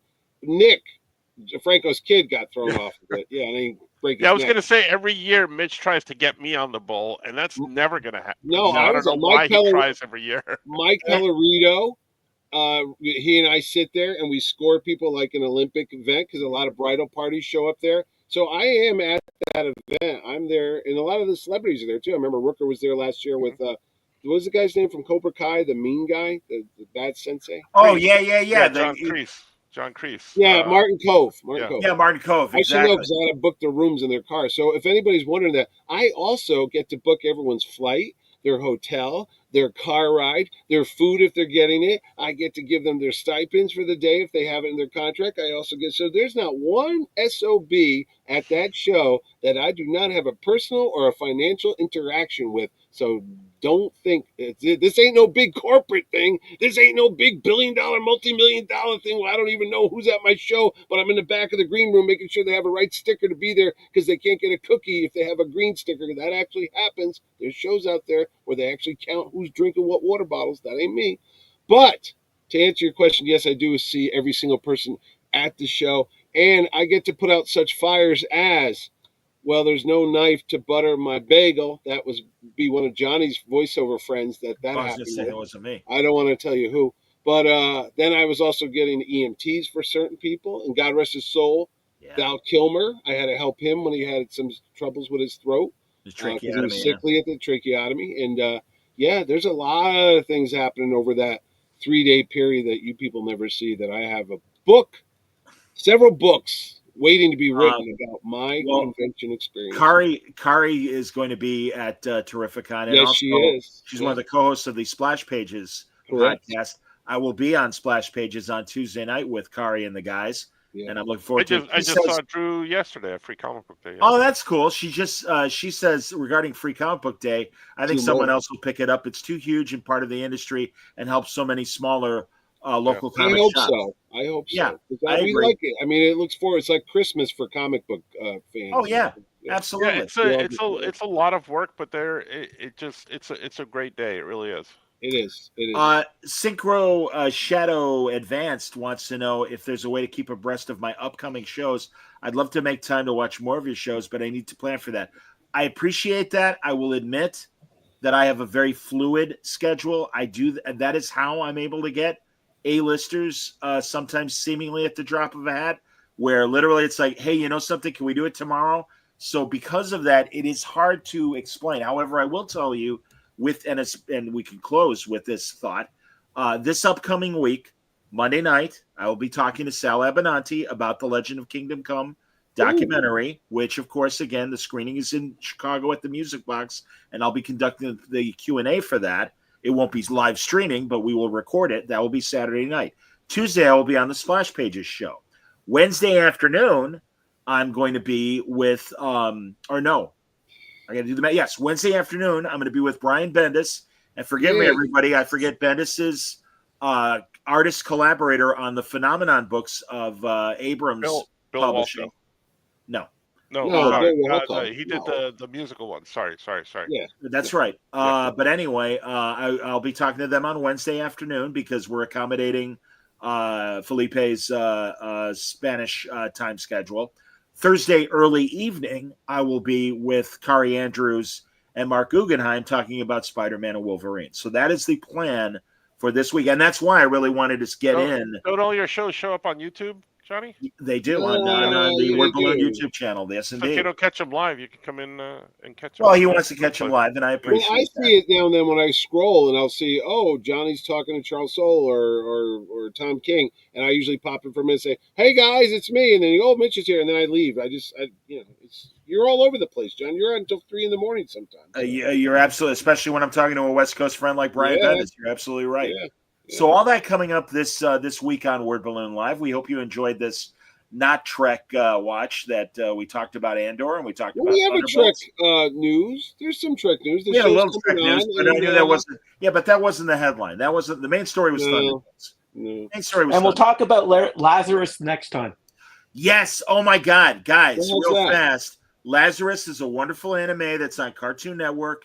They're halfway through the season. It's also on HBO Max, although it's Max, and it's the animated creator of Cowboy Bebop. It's his new show. Excellent crime show. Excellent crime show. Little bit of sci-fi, more grounded than Cowboy Bebop, but I love Cowboy Bebop's sci-fi as well. But I Wayne loves it. I love it, and I highly recommend it. So hopefully next time we'll make more time for that. That's true. Yes. All right. There we go. That's what we know, everybody. Until next time, stay safe, stay happy, stay healthy.